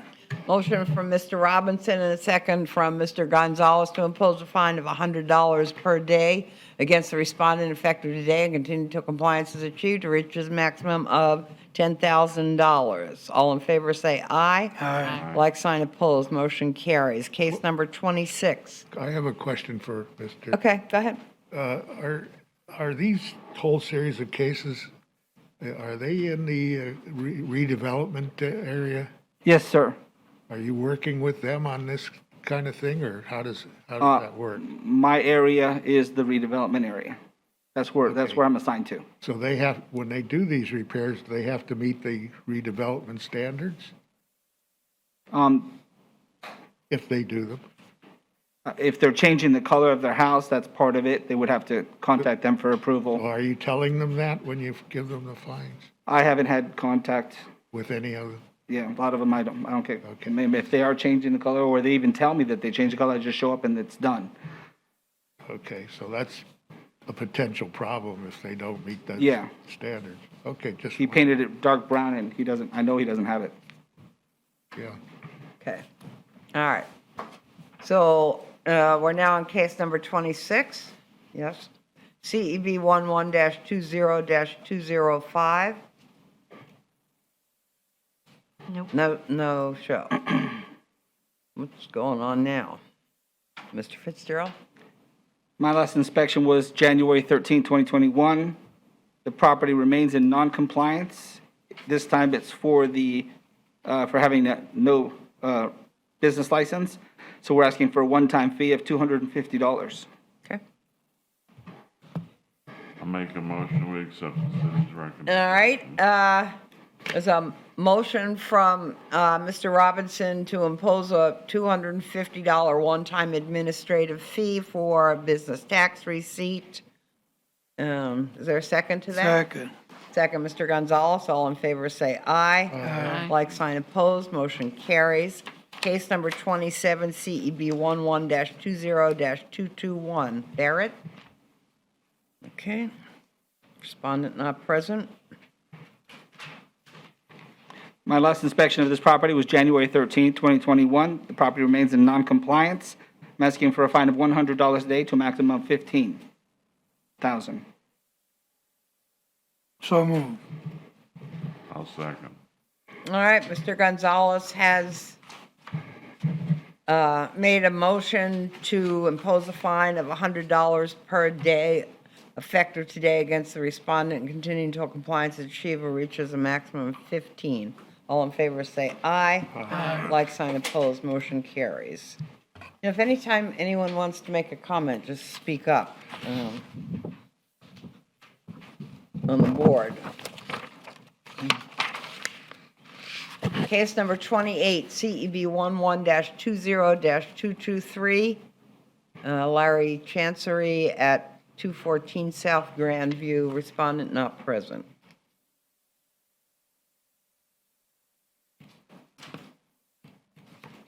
Go ahead, Mr. Fitzgerald. Yes. The property remains in non-compliance. But they have done some substantial work. I'm asking to amend to the next cutoff. So Make a moved. motion, we accept the city's recommendation. Second. All right, we have a motion from Mr. Robinson, a second from Mr. Gonzalez to amend the previous order of noncompliance and allow respondent until February 3rd, 2021 to commit to compliance, be returned to a subsequent meeting for consideration for a fine of up to $1,000 per day. All in favor say aye. Aye. Like sign opposed, motion carries. Case number 29, CEB 11-20-217, the Myers at 525 Cannon. Respondent not present. My last inspection of this property was January 13, 2021. The property remains in non-compliance. I'm asking for a $200 a day fine to a maximum of $10,000. I've had no contact. I'll make a motion, we accept the city's recommendation. Second. Okay, we have a motion from Mr. Robinson, a second from Mr. Gonzalez to impose a fine of $200 per day against the respondent effective today and continue to compliance is achieved to reach a maximum of $10,000. Let me ask you, does anybody live there? Yes. Oh. It's homesteaded and they live there. Homesteaded. Okay. The new junk vehicle will be being sent to the officer to have it towed. Okay. Case number 30, CEB 1. Did y'all vote? Oh, I'm sorry. All in favor, say aye. Aye. Like sign opposed. Motion carries. All right. Case number 30, CEB 11-20-214. Pascal Di Felice. Yeah, my last inspection was January 13, 2021. Very little progress has been made. I'm asking for a fine of $100 a day to a maximum of $10,000. Is this building secure? Which one? This one. That he lives there. He lives there? Yes, ma'am. And somebody fell, I was just reading the minutes, and it said the people fell through the roof? I don't think so. I don't remember. It fell through the roof? It says two people fell through the roof. David Bowie? This is case 11-20-214. Okay. What's this guy's name? Chief of Police. I mean, Pasquale. Pasquale. Okay. Yeah. I don't know. Yes? I guess it doesn't, I suppose it Right, doesn't it's matter, there. but. Page 13. Oh, wow. Page I don't remember that at 13 all. in the minutes.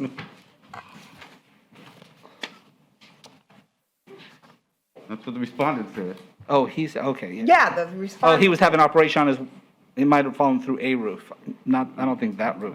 He says two people fell through the roof, at least that's what the minute says. Oh, okay. Two people. Yeah, two people fell through the roof. I make a motion, we accept the city's recommendation. And what was the recommendation?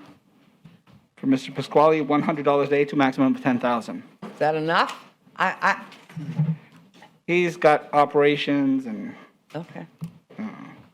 And he has made some progress. You said. Little progress made? Well, what was the progress made? he said he painted it. I don't see it. He fixed a board up on the southwest corner of the house, which was broken. Now there's the board there. Not very much. So that is a little progress. Yeah, it was very minimal. I second the motion. Thank you. All right, a motion has been made to, by Mr. Robinson. Yes. To impose a fine of $100 per day against the respondent effective day continuing compliance with the treaty to reach the maximum of $10,000. Was seconded by Mr. Gonzalez. All in favor say aye. Aye. Like sign opposed, motion carries.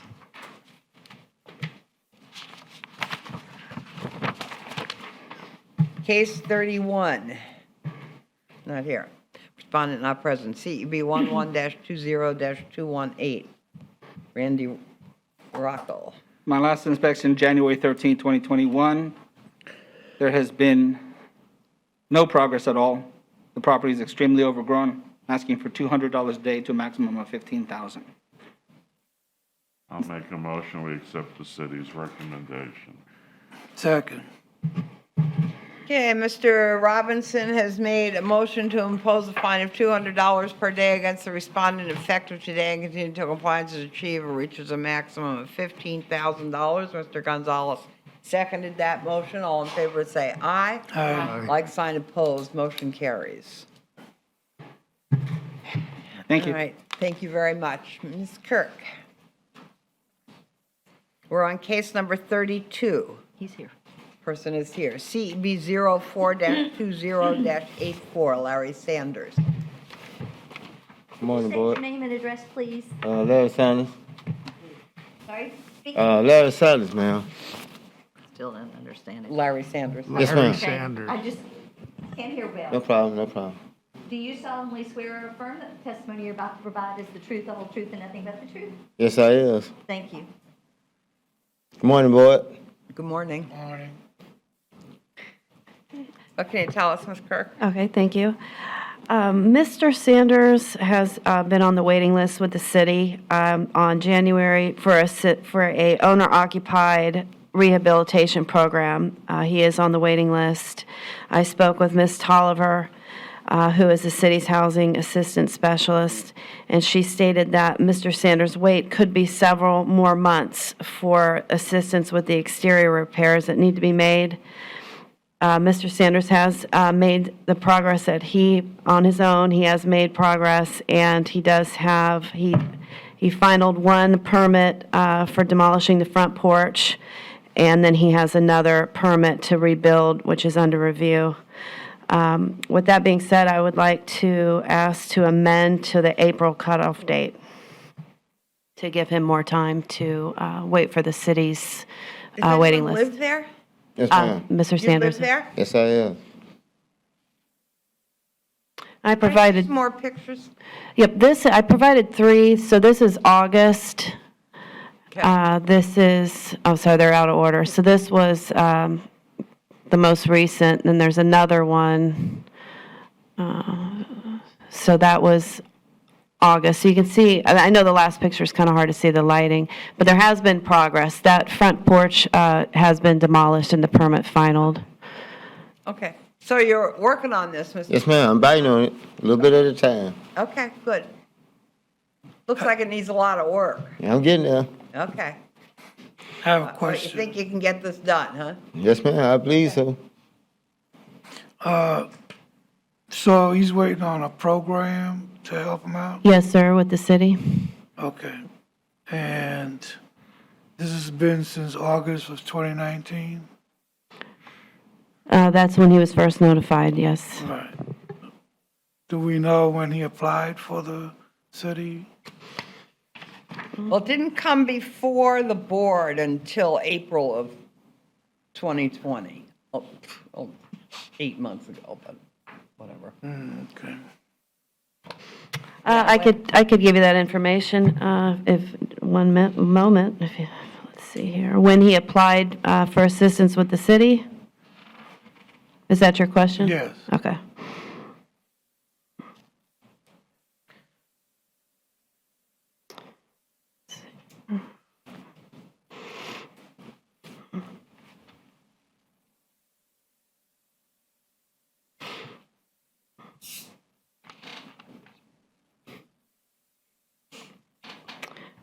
Okay, I received confirmation in August of 2020 from Ms. Tolliver that Mr. Sanders is on the waiting list. So shortly, so I'd say in the beginning of August of 2020 is when he got on the waiting list with the city. All right, thank you. You're welcome.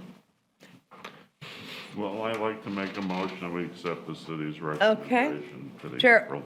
Okay, Second. Mr. Robinson has made a motion to amend the previous order of noncompliance and allow respondent until 3/31/21 to come into compliance, or, that's it, or be returned to the board for consideration fine of up to $1,000 per day. Is there a second? Second. Ouch. I'm sorry, what, did you say April cutoff? Yes, I was requesting till the April cutoff. That is the, I'm sorry. that is the, yeah, that's March the 31st. cutoff, 3/31, right? That's correct. Okay. Second. Second, Mr. Gonzalez, all in favor, say aye. Aye. Like sign opposed, motion carries. Good luck, sir. Thank you, ma'am. Madam Chair, before we go to the next case, I have a question. Go ahead. While this one is fresh. Not regarding just this case, but other cases that we have come before us that are depending on these programs. Yeah. And especially city programs. If we're all city, so is there any way that we can work with these city programs, or they can work with us to give us more specific time frames, or work out more specific time frames instead of saying, let's keep waiting 2 months, 3 months, 4 months, 5 months? Well, So we're going in this- when we were in that meeting downstairs with she said it all depends on how many contractors they can get working for the city. So if they only have one contractor, the list is going to grow and grow, so they can't give us a time limit, because she said they depend on the goodness of the contractors to work with the city. Yeah. Yeah, Generally, what you just said is the answer. The reason why we can't give a clear definitive date is because, if they have available contractors that are willing to work with the programs, then it may go faster. But if that list is a lot smaller, then there's a list of folks that have to go through that process. So as the contractors get to them, they get to them. That's usually what's hanging it up when we get to this point where we're at. This is somebody who's approved and waiting for the work to be done. If they weren't and they were just in the application process, we would inform you of that. So, you could kind of track or guide the process as it goes through. Because you're right, there's a difference between being in a program and not fulfilling the requirements of the application or what needs to be done before getting to that versus being at the end of the process and just waiting in line for the work to be done. Is that Yeah. as best I can answer? appreciate Good. And if I could just Good say answer. one other thing to that as well, the programs are different programs with funding. Some of them are administered by the government agency. So this program is a city program. The other two programs were Right. county programs. But in any sense, we try and make those types of requests so that we could bring that information. I know Captain Lee has brought that up with the staff, and that we get that kind of information to bring before you as far as making sure that we understand the steps. It's easier for us when it's the city, just as you said, than when it's the other agency, if it's the county or somewhere else. But yeah, it's really depending on what funds are available and how many people they have to actually do the work. Because Hard to it seems to me, if, they're on top of their game, they should be able to have X amount of people on waiting lists, looking at their budget, so that should help them to assess by when somebody could get the service. Instead of just, they're just on this waiting list forever. All I can tell you is that city staff is actively working on trying to get people off that list and through that process. It is a complicated process, and this year has been even more complicated because of COVID.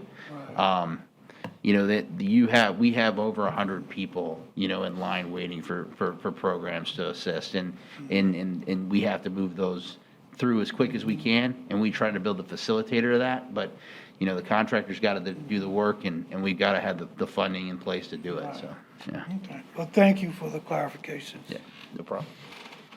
All right, we only have one person downstairs for the old cases that are left. Let's hear that, and then we'll take a 5-minute break and then come back. When we come back, we'll go through the rest of the old cases pretty quickly. But I think case number 48 is downstairs, is that Yes, what you're but that's a telling me? new case. Oh, that's a new case. Well, never mind, we'll just go finish these old cases then, because no one else is here. Okay. Well, we have 48, 49, 54, Yeah, okay, 55. so that'll be when we come back from break. Let's see how quickly we can, we heard case 33, we're on case 34, CEB, which is still Sarah, sorry. No problem. 0620-124, the AMVets. This is a pity. Okay. This was a complaint case that I received in May of 2019. It's the AMVets on Orange Avenue.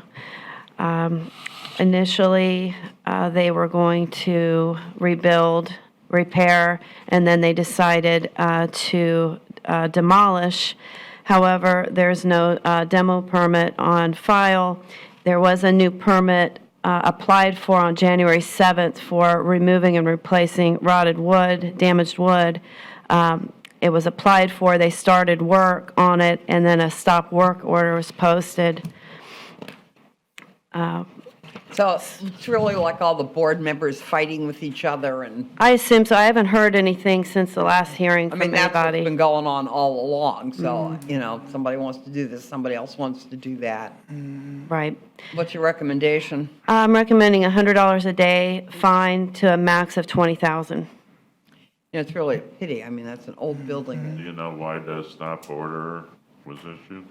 The stop work order, there was a permit applied for on January 7th. It was never issued, and they started work on it. Okay. before it was actually issued. Okay.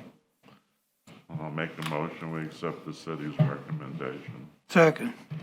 All right, Mr. Robinson has made a motion to impose a fine of $100 per day against the respondent effective today, and continual compliance is achieved, reaches the maximum of $20,000, and was seconded by Mr. Gonzalez. All in favor say aye. Aye. Like sign opposed, motion carries. Case number 35 is in compliance.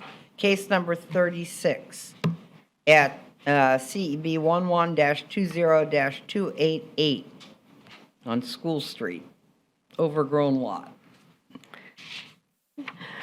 This case was open using the rule of 6 in August of 2020. However, since then, I've received complaints from the neighbor. I had to post the property August 21st, 2020. I re-inspected on January 13th, 2021. Nothing has been done. I've had no contact. So the staff's requesting a finding of $100 a day to a max of $15,000. Okay, is there such a motion? So moved. All right, Ms. Roby's made a motion to impose a fine of $100 per day against the respondent effective today, and continue to compliance achieved, reaching maximum $15,000. Is there a second? I'll second. Second, Mr. Robinson, all in favor say aye. Aye. Like sign opposed. Motion carries. Case number 37, CEB 11-20-201, Richardson and Hargrove. Okay. Respondent not present. This case was complaint-driven. I received it on December 31st, 2019. There was work being done without a permit. Currently, the permit was applied for, and it is now expired. The owner stated in the last hearing that he wanted to now demolish the property. However, there's no demo permit applied for or issued. So staff is requesting a fine of $100 a day to a max of $15,000. So moved. I'll second. 100, you said? 100, yes. Okay.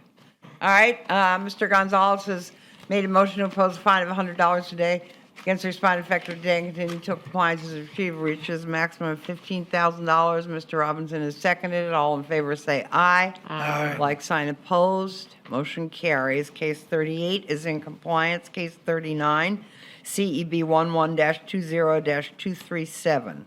Mr. Daradowski on Loomis. Okay. This is a complaint case that I received in August of 2020. I had to post the property September of 2020. I re-inspected the property on January 13th. Violations still exist. There has not been any verbal contact.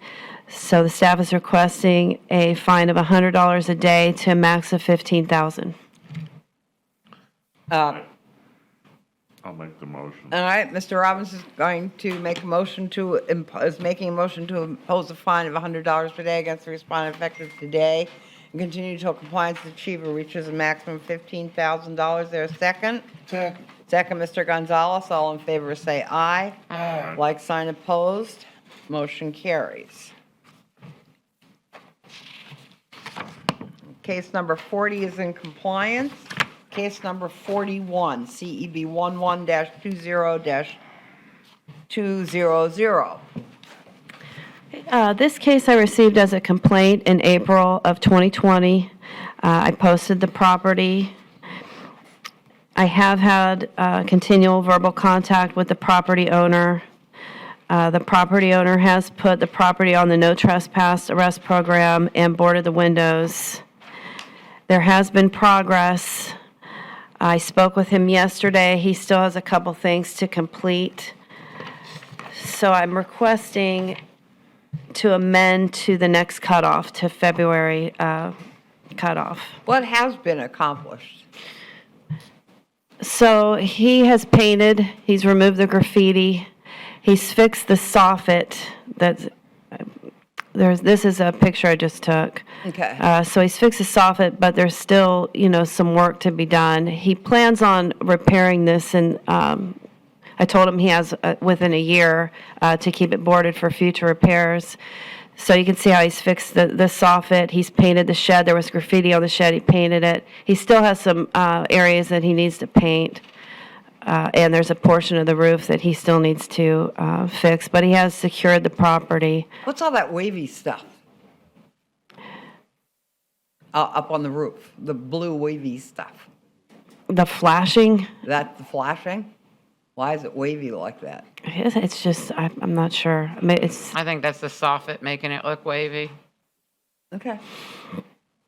but I'm requesting to give him another month because I know they have been out there working on the property. Okay. Well, I'll make a motion, we accept the city's recommendation. All right. Mr. Robinson has made a motion to amend the previous order of noncompliance law respondent until February 3rd to come into compliance and be returned to the board and at a subsequent meeting for consideration of fine of up to $1,000 per day. Is there a second? Second. Second, Ms. Roby. All in favor, say aye. Aye. Like sign opposed. Case number. Nay. Was that amended to the next cutoff? Yeah, 2-3, yeah. Okay, case number 42 is in compliance, case number 43 is in compliance. Case number 44, CEB 10-20-197, Charles and Amelia Mecklem. It's Mr. Klieg's case.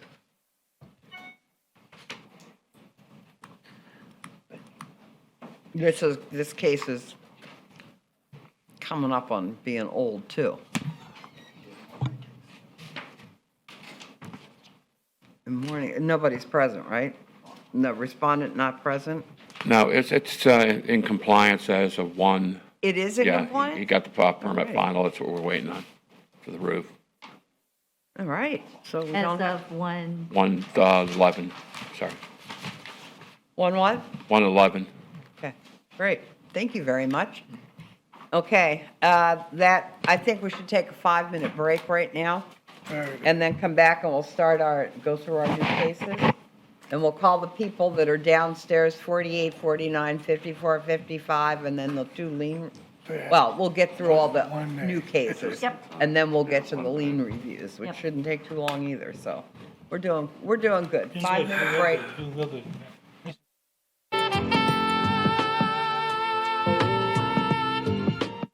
Case number 48.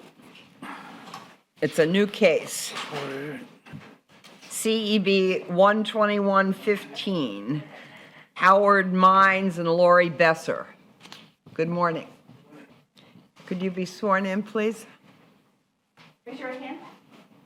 Do you solemnly swear or affirm that the testimony you're about to provide is the truth, the whole truth, and nothing but the truth? I do. Thank you. Okay, this is Mr. Klieg's.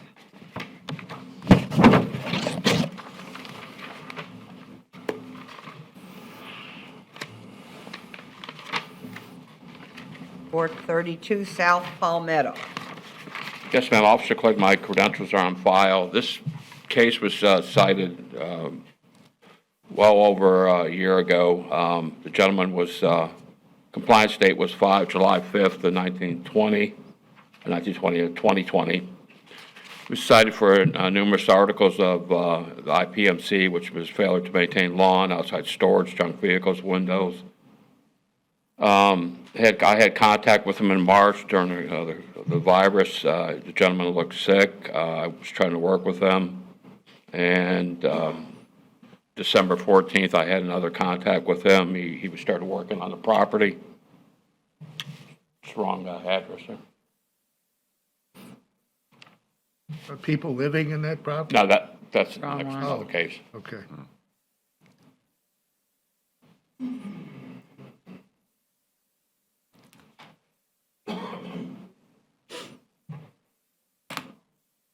And recently, as of yesterday, I went with them and did some inspection of his property, and it's come along quite well. He's took the boards down. He's getting rid of the junk vehicles. Good, And I think he should be in compliance. We were talking about it yesterday by the next cutoff. So. okay. So, Yeah, we're just here to see, you're still not in compliance, we're just here to see whether you're in compliance or not in compliance. And you have a little more time to come into compliance. Do you think you can get this work done? Thank you, ma'am. Yes, I will. I will work diligently to be in compliance. Okay, good. And then maybe you won't have to come back here and then call Mr. Klieg the minute you think you're in compliance. And then he can come out and inspect and hopefully you won't have to come back. Okay? Thank you. Chair will entertain a motion to find respondent non-compliance or respondent committed compliance by the next cutoff date, which is 2/3/2021, or be returned to the board for consideration of fine of up to $1,000. So moved. Motion, Mr. Gonzalez, second, Mr. Rubio, all in favor, say aye. Aye. Like sign opposed, motion carries. Good luck, sir. Thank you very much, ma'am. Okay. Case number 49.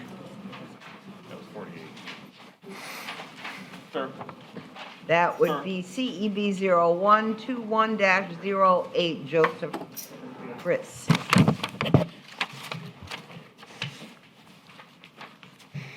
Good morning. Could you say your name and address, please?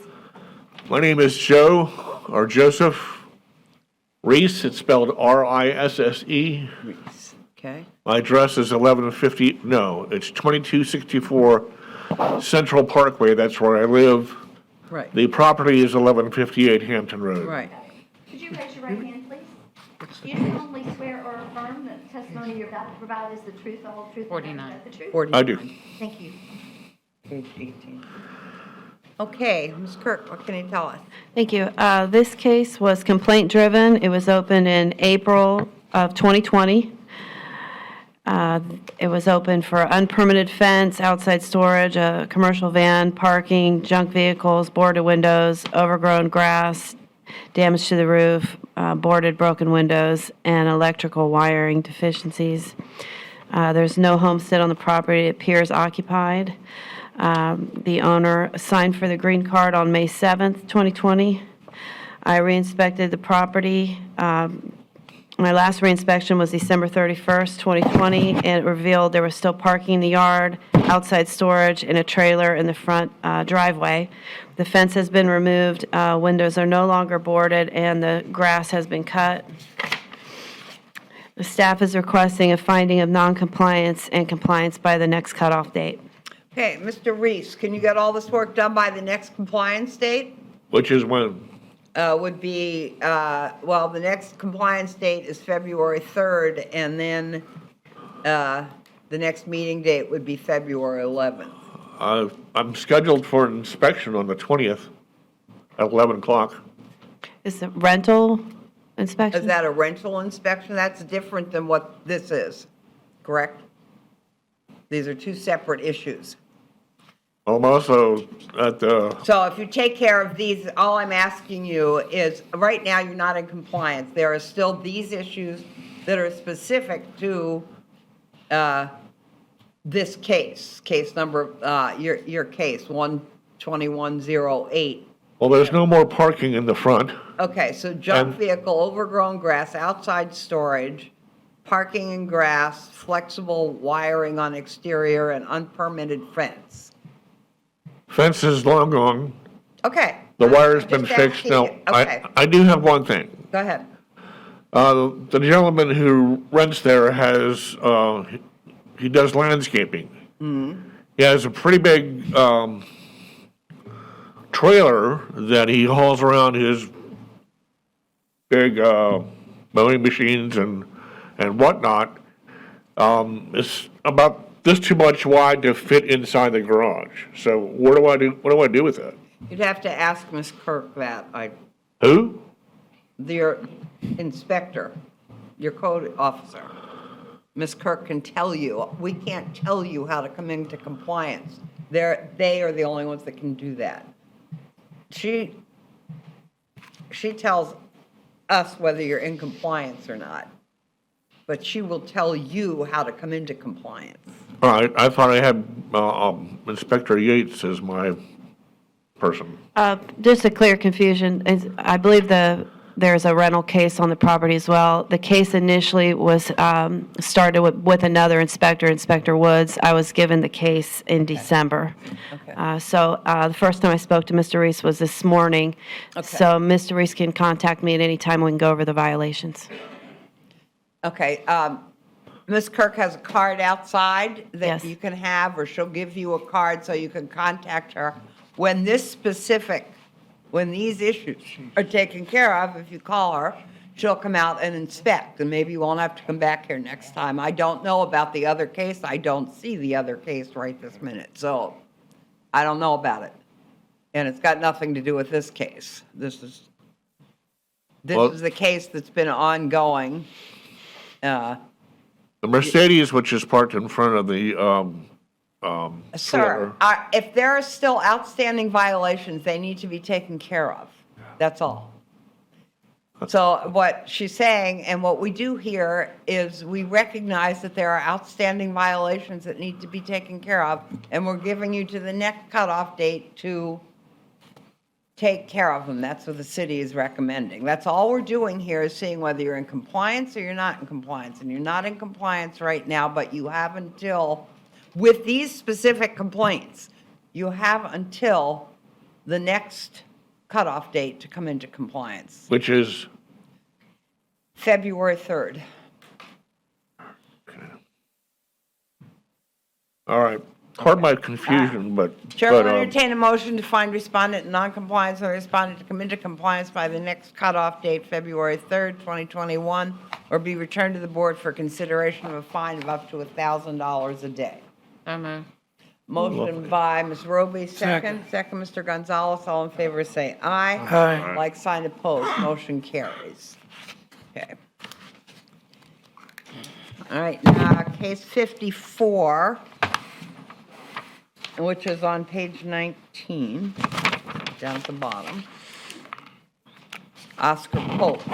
These are people that are here, so we're doing these first. And then we'll just go back and do the other ones because they're not here. So we're doing 54 and 55. Just stop right there at the So- podium, sir. Microphone. Good morning. Good morning. Could you state your name and address, please? Could you state your name and address, please? Oh, my name is Oscar Pope. Okay. Could you raise your right hand? Do you solemnly swear or affirm that the testimony you're about to provide is the truth, the whole truth, and nothing but the truth? I do. Thank you, sir. Okay, good morning, sir. We'll hear from Mr. Stenson first, and then we'll let you talk if you need to. Good morning, John Stinson, Code Inspector with the City. Qualifications are on file. This case began as a code walk during one of our code walks. There were multiple violations. He has corrected most of them. The only violation that remains is the damaged fencing on front. I have been in contact with the property owner on multiple occasions. There have been multiple re-inspections. The last re-inspection was performed yesterday, and the fence remains in non-compliance. So he's asking for non-compliance next cutoff. Okay. All right, so Sarah, what we're saying is that we can see from this picture that the fence is not in compliance. Mr. Stenson is telling us the fence is not in compliance, and that's the last thing that you have to do. And we're just here to see whether it's compliance or non-compliance, and we're giving you till the next cutoff date to get the fence into compliance. Okay, That's all. AAA is already there. So they'll be on that fence today or tomorrow. Good. See, Okay, then you need to then just call Mr. Stenson. Right. Get him out there, and he'll inspect it, and he'll say next time, and then you won't have to come back here. That's what I would be happy to do. Okay. So the chair will entertain a motion to find respondent in non-compliance or respondent come into compliance by the next cutoff date, February 3rd, 2021, or be returned to the board for consideration of fine of up to $1,000 per day. Such a motion? I'll second. Mr. Irving made the motion, Mr. Robinson the second. All in favor say aye. Aye. Like, sign, opposed. So you know how to get in touch with him, right? Oh, yes. Okay, well, just get in touch with him and tell him the fence is fixed. Talked to him the other day and told him that AAA was gonna take care of it. Okay, good. Thank you very much. Have a nice day. You too. Case number 55. Yep, you're. You're all done. Okay. Thank you. CEB 01-21-14, Willie Mae and Rufus McCoy at Dealey Street, 332 Dealey. Yes. Leave me. That's good.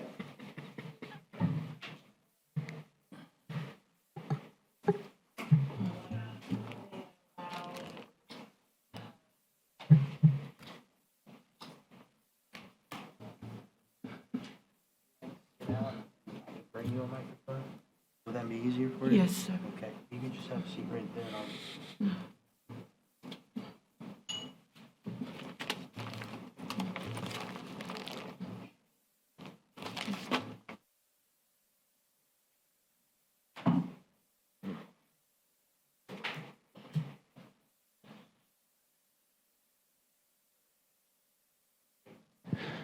Testing, yeah, okay.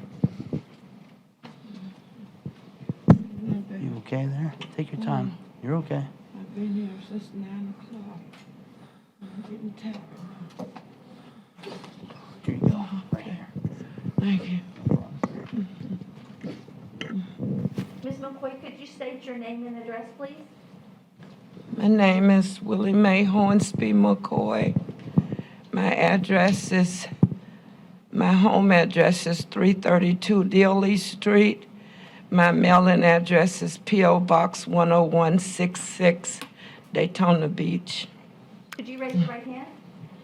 I confirm, ma'am. You solemnly affirm that the I testimony confirm. you're about to provide is. I don't swear, I confirm. Okay, thank you. Fine. Thank y'all. Okay, Mr. Stenson, what can you tell us? Good morning. This case is about the unpermitted fencing on the property. The site inspection was performed on 4 May of last year. Property was also posted on 28 October of last year. There have been multiple re-inspections of the property, the last being yesterday. The property remains in non-compliance. We're asking for non-compliance next cutoff. Okay. Okay, Ms. McCoy. Yes, ma'am.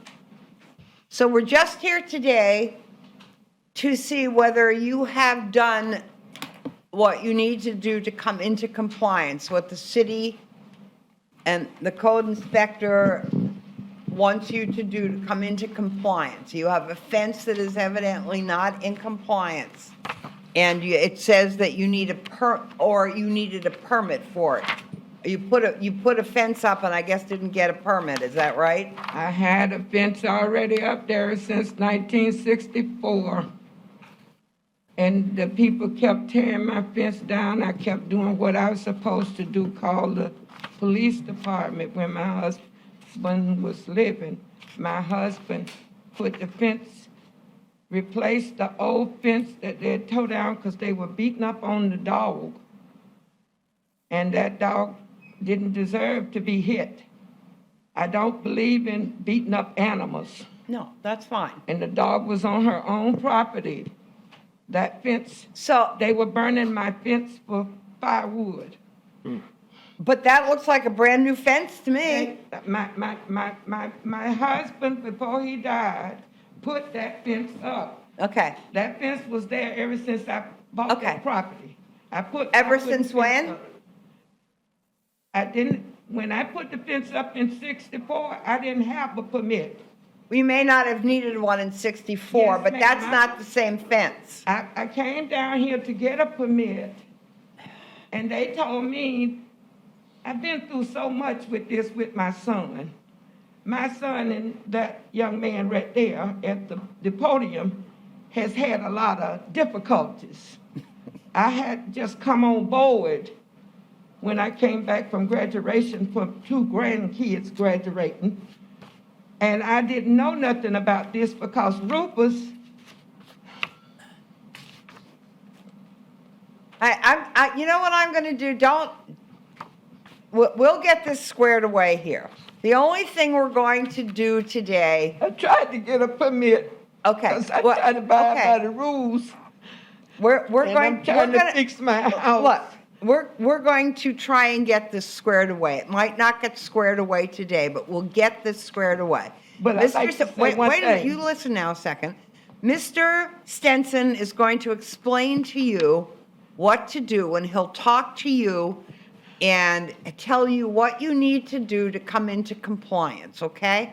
And then you won't have to come back here anymore if you do what you need to do. But let me listen to Mr. Stenson, and he can tell the board and he can tell you what it is you need to do to get rid of this case and to come into compliance, okay?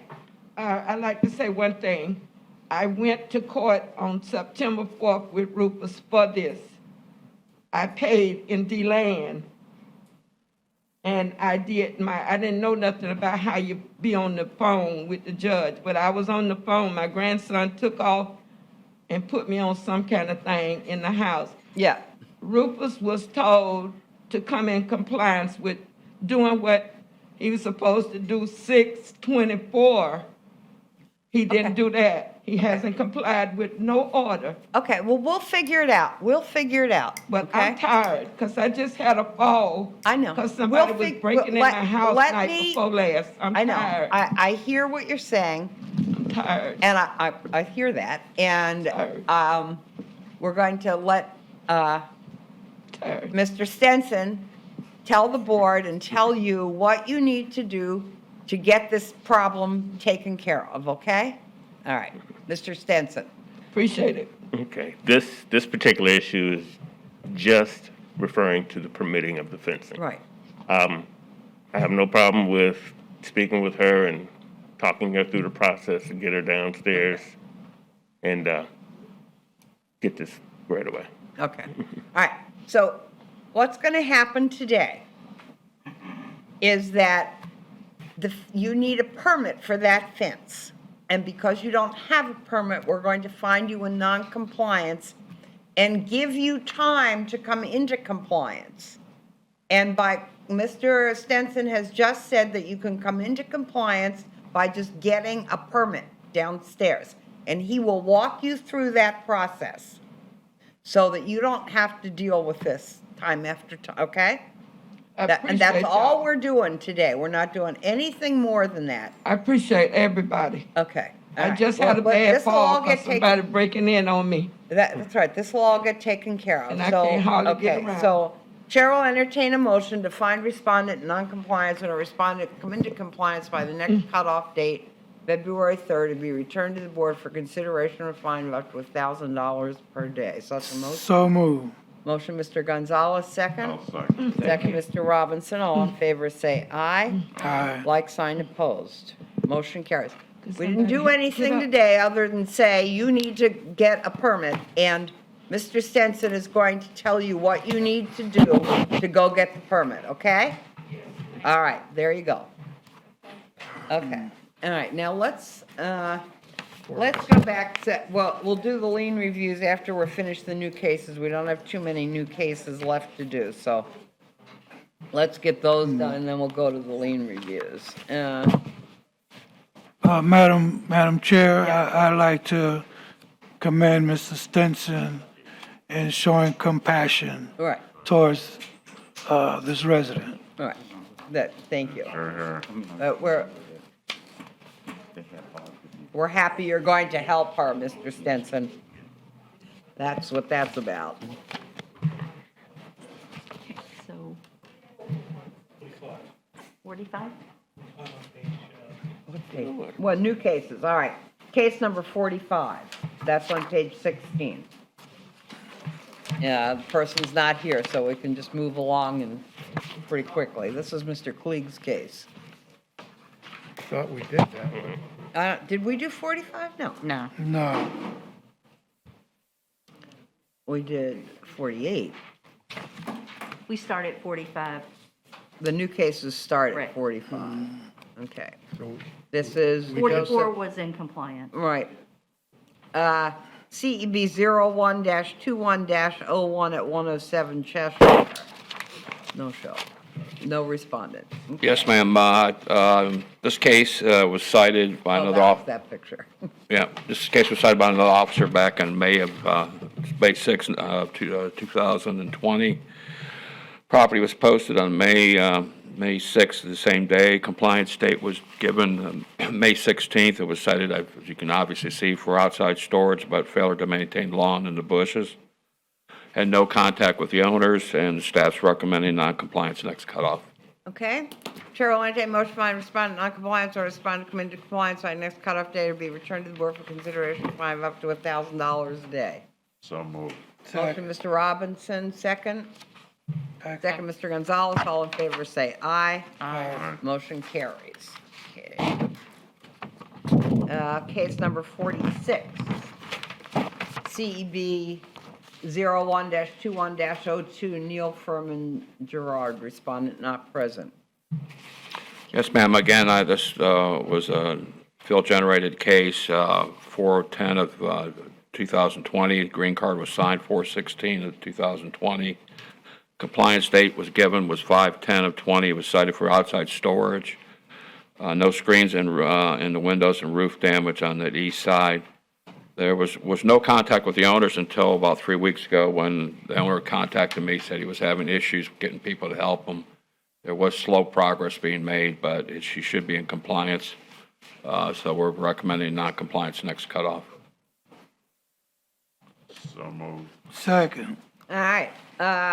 Motion has been made to find respondent non-compliance or respondent come into compliance by next cutoff date February 3rd, 2021. Return to the board for consideration.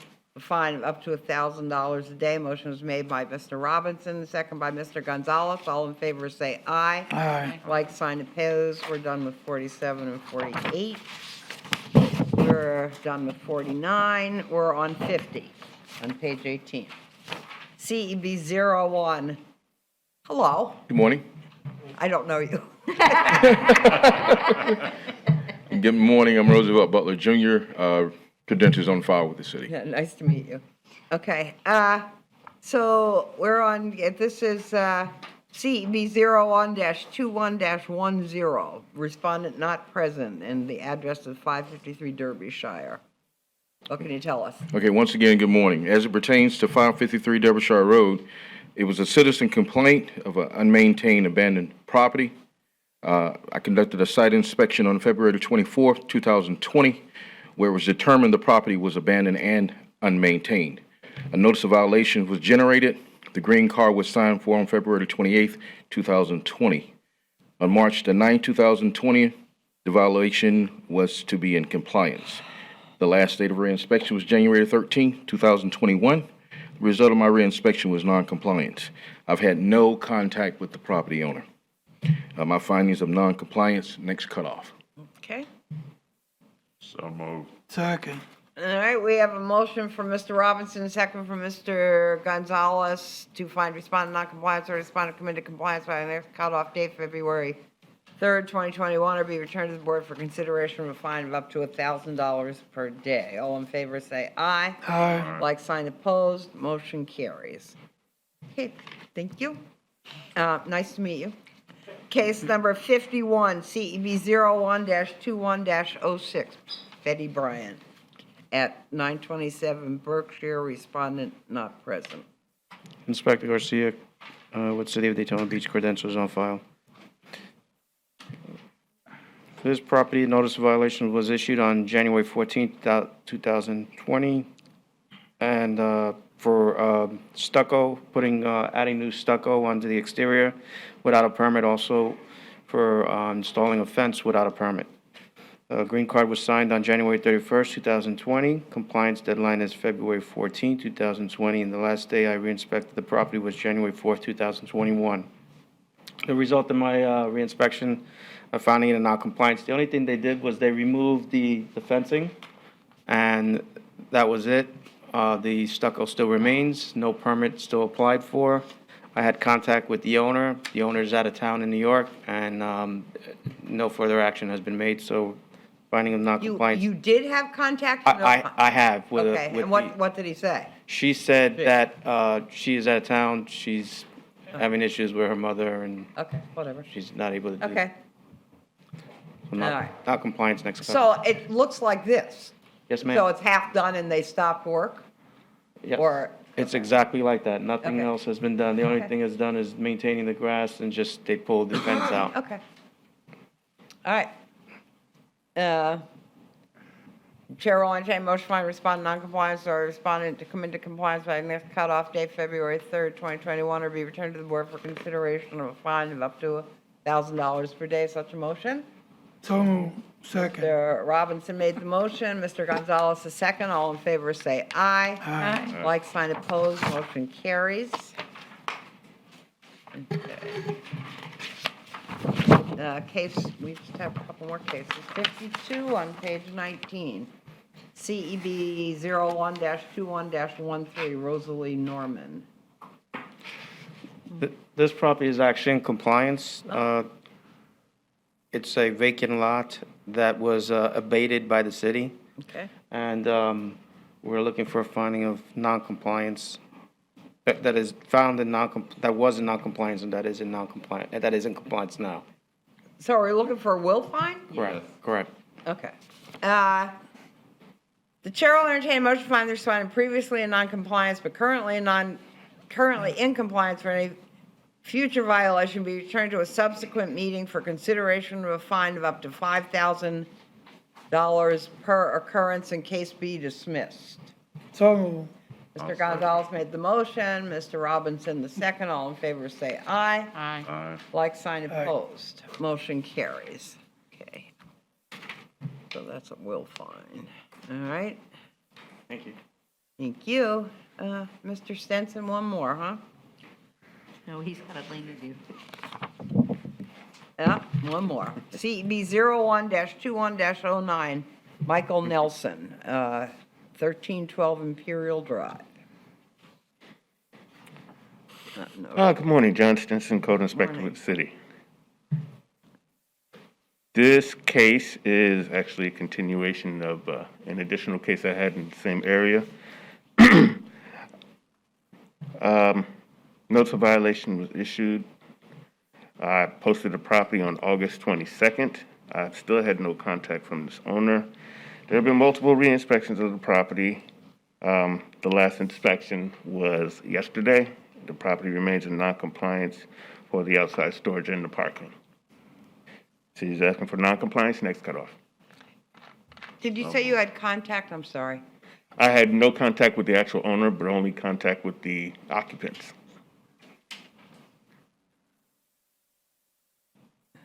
Okay. I'll make a motion that we accept the city's recommendation. All right. Second. We have a motion from Mr. Robinson, second from Mr. Gonzalez, trying to respond to non-compliance or respond to come into compliance by the next cutoff date, or be returned to the board for consideration of a fine of up to $1,000 per day. All in favor say aye. Aye. Like sign opposed, motion carries. Okay, now I guess we'll go to our lien reviews. Lien Review 1, CEB 06-14-61, 617 Holmes Street. We have a current owner and a previous owner. Who's here, please? State your name. Okay. Right, okay. Raise your right hand. Do you solemnly swear or affirm that the testimony you're about to provide is the truth, the whole truth, and nothing but the truth? Yes. Thank you. Okay, we're going to have Mr. Jackson present the case, and then we'll give you a chance to respond.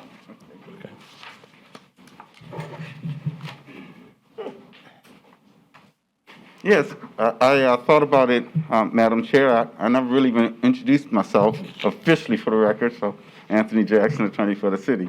Yeah, this is up for lien review.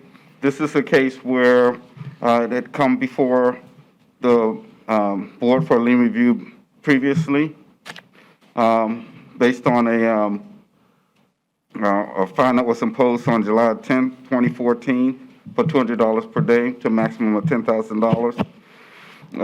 The fine had accrued to the maximum amount. they were granted a reduction of the lien to $2,500. For the first time there was. For the first time that they had come. Okay. And with a payment that needed to be paid within the 30-day time period, wasn't taken care of. And I don't have that date because I didn't review it in anticipation, but it is in the file, I'm sure. So this is from 2014. And they already had a lien review. That's correct. And it got, Lord. it went from 10,000 down to 2,500? That's correct, basically? Madam. Okay, Madam Chair. okay. The So inspector- that means the property was, so what is this lien? What is this? They didn't They pay. didn't make the payment. They didn't make the payment. So the real question is just, are we willing to reinstate the $2,500? Which I would look to Mr. Stinson, the inspector, and if there's any more information than that, I believe the property compliance center request, or the city has no objection to that if that's the election of the magistrate or the board. I'm sorry. But Mr. Stinson, But it could revert to the original amount. It did go back. pursuant to your order, would have reverted to the original amount. Right. So- And then, now we're looking for a reduction in that, because there's also, this is a new owner, a different owner, which doesn't absolve anyone paying liens, but, You're correct. It has reverted back to the 10,000. okay.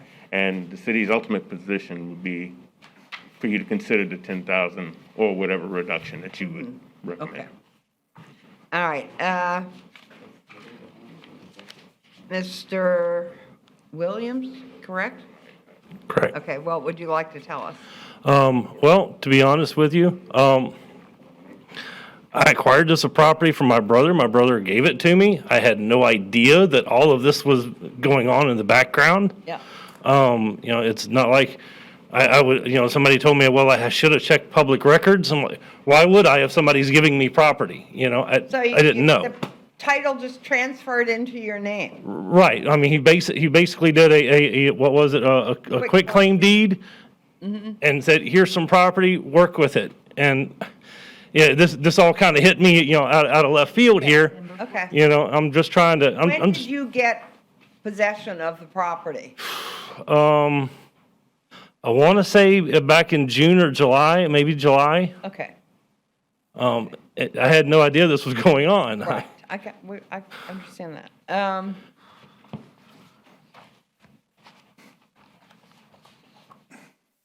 This is the property with the house on it? There's no house there at all at Oh, this the point. house is gone too. The house is completely gone. The property was cleaned up. Okay. Even since I got the property, I cleaned it up more, started planting trees and started doing some things to the property. Started some improvement, and then I got the letter. I pretty much had to stop what I'm doing now to try to figure out what the process is. Okay. What's the discussion from the board? This was your brother that gave you the property? Correct. Correct. Beware of Greek spirits. Yeah, and beware of relatives too. I understand. I was trying. I actually moved to Daytona. This is up to you guys to hear this, but I actually moved to Daytona to reconnect with my brother, and then he gives me that, and it just blows the entire relationship all apart. Unfortunately, you are now the responsible party for that. Well, he actually is, I think, is he also still a responsible party, right? The original lien was with him. Is that right? The original lien was with the brother, right? No, the original lien was with Jeremiah Shazer. Oh. However, that's somebody completely. However, the part that I wasn't certain of before I got some clarification, and that's that on Thank you. the lien review 'Cause I couldn't was on November 14th of 2019, so it's not that old. And at that time, the present owner was Lawrence Henry Williams, was the Okay. present owner at the time of the lien review. So the lien review was granted to Mr. Williams, and Okay. that reduction. And then he And- didn't pay that. And let's see, Mr. So it Gonzalez made a reverts back motion. to the new owner. he's not still on that anymore. Yeah, it said the board action was Mr. Harrington made a motion to reduce the amount of the fine to the sum of $2,500 payable within 30 days of the, or the fine reverts back to the original amount. But does it revert back to the original owner? No, ma'am, only to the original amount. So because the fine stayed with the property The or. property. Yeah, so basically no change on the record as it Right. relates to the order of fine. Okay, so the person that, his brother, that issued the quit claim deed has bears no responsibility any longer in this? If he was not the one who was the party originally liened, then yeah, he passed along the property only, so he passed along the lien with the property. So wherever the property goes, the lien went with it. Right, So whoever exactly. has the property is still, right now, Responsible with the lien. The lien's Oh, also okay. against the brother by name on any other property he owns. However, Right. specific to the property that he conveyed by quitclaim, that person is now standing in shoes. So this person is now taking on the lien in full. And what we're willing to do, or at least the recommendation of the city, is that the same reasoning for why it was reduced initially, we're okay with that reasoning, Okay. and a reduction of the $2,500 would be acceptable to the city. Mr. Gonzalez? Well, I just want to make sure I understand this right. So the brother passed the property to him Gave it to him. and the lien. And, Oh, okay, but he didn't know that. Well, Okay. you know, okay. Do we have documentation that, like, he's the current owner? Yeah, Okay, I'm being told the answer is yes. okay. And so the city, To another reduce question. it to $2,500. Well, that's what I was gonna ask. okay. Is that, All right, yeah. All right, so Chair will entertain a motion to reduce the amount of the lien to $2,500, subject to being paid within 30 days, or the fine will revert to the original amount. so move. All right, Mr. Gonzalez made a motion. I'll second. Mr. Robinson, second. All in favor, say aye. Aye. Like sign opposed, motion carries. So we've reduced it back to 2,500. What you do with your brother is up to you. Hey, excuse me, that's the same stipulation, right? If it doesn't- Yeah, absolutely. If it doesn't get paid within. a Doesn't month, get Goes paid, it back. goes back. to the original. Yeah, Goes back to and King. we can't get. I just don't see any hope for me paying it. I mean, Well, I mean, then you'll to be have honest. give the property I mean- back to you or whatever. I don't, I mean, I can't I give you mean, any. just to be honest, I'll tell you, I'm an Uber and Lyft driver. I make no money. I have enough money to pay my bills. Okay. So somebody But we giving me a can't- property we that I've got to can't pay get for. Involved in a legal understand. dispute I that you might totally have with your understand. brother. What we've done is reduce the amount I of mean- the lien because there's time from the city involved and all of I this. mean, if we because can, people if we get can, paid and if we could there's all- consider $1,000, I mean, I could maybe do that, but $2,500, I might as well just hand you the property. I mean. No, we're doing because- it. Thank you. I'll take it. Give it back to the. No advice, Madam Chair, but just information, and the information would be I mean- that the lien is attached to the property, so it has no other effect other than being attached to the property at this point. So the immediacy of it is something that you'd have to determine on your own. Is there any interest in reducing it to 1,000 if it's? Well, I don't know. This Okay, case that's has fine. been around That's for a fine. while. I so agree. I mean, it's I just gotten asked. plenty of breaks. Just asking. Okay. I don't know what's up. I unfortunately, we have made our decision, so that's what the decision is, and I can't help you further than that. And just so, that may have been confusing what I said, so just for clarification, if it's not paid in 30 days, it does revert back It to the, reverts back. to the Yeah. It's not $10,000. paid, it reverts back to 10,000. But it would be attached to the property, so whatever you do is, Attached when to you the do it, it'll property. be up to you. Okay. So I guess I'll sell the property and, Whatever you Be done. need to do. We can't tell you what to do or suggest to you what to do. okay, Thank you. thank you. So it has been reduced to 2,500, is that correct? It has. Okay. Thank you very much, folks. Okay, thank you. Lien review number 2, CEB 09-14-96, 610 Brentwood Drive. Just at the podium, sir. Could you state your name and address, please? Tim Schreiber, 1134 West Granada. Raise your right hand. Do you solemnly swear or affirm that the testimony you're about to provide is the truth, the whole truth, and nothing but the truth? I do. Thank you. Okay, we'll hear from Code Enforcement Board first, Code Enforcement first, and then we'll give you a chance to speak. Okay. Driver. Hi, my name is Denzel Sykes. I'm with the City of Daytona Beach Code Enforcement Division, and my credentials are on file with the city. We are here today for a lien review for 610 Brentwood Drive, and Captain Lee and myself had an opportunity to meet with Mr.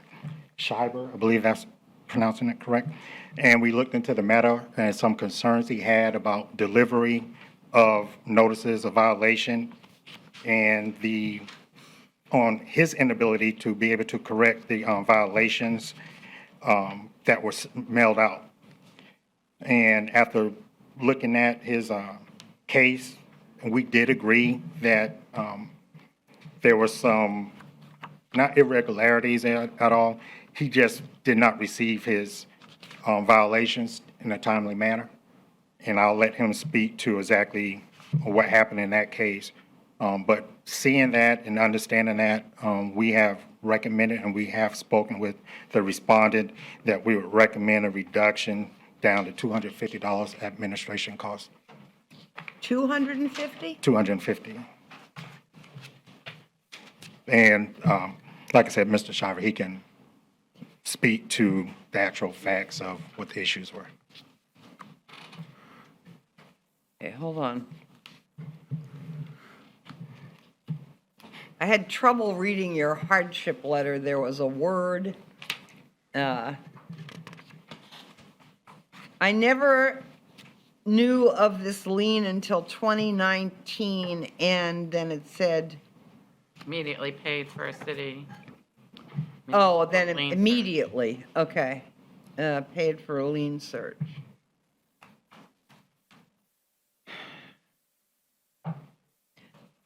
So they had the wrong address? What happened was I owned the property with another gentleman, David Duncan. Yes. And he died in 2010. Right? And so the mailing address on the county records, it was being mailed to him. I had gone to the police department and had put the property on a no trespassing list, and I had my name and phone number right on it. In fact, on September 14th of 2014, the house was hit by a vehicle, SUV, and the fire department, the guy, the chief or the captain or whatever, he looked and saw my name and phone number right on the building, because it's all in every part of the building, my name and phone number, and he called me, and I came on out to take care of it. I also had another violation actually in 2014, basically about later on, I think it was like August or something, and I had taken care of that, because the person had gotten a hold of me, and I took care of that, and I thought everything was clear. Then in 2019, all of a sudden I saw this lien here on the thing through the website, and then I came right on down and did a city lien search, and it came back clean. So now this is all of a sudden where it's at. I mean, I had my name and phone number posted on that building in 6 spots. I don't think that, I mean, I guess that where we look for addresses and names of owners are on the owners of record at the county. We don't go to the police station and look for addresses. And I see that there's some confusion. There was also a good deal of time that elapsed between the time Mr. Duncan died and a fine was imposed. Is that correct? Like 4 years? What happened is he died in 2010. Right. And in talking to his wife, it was like not a problem that she was giving me, you know, whatever, the property or whatever.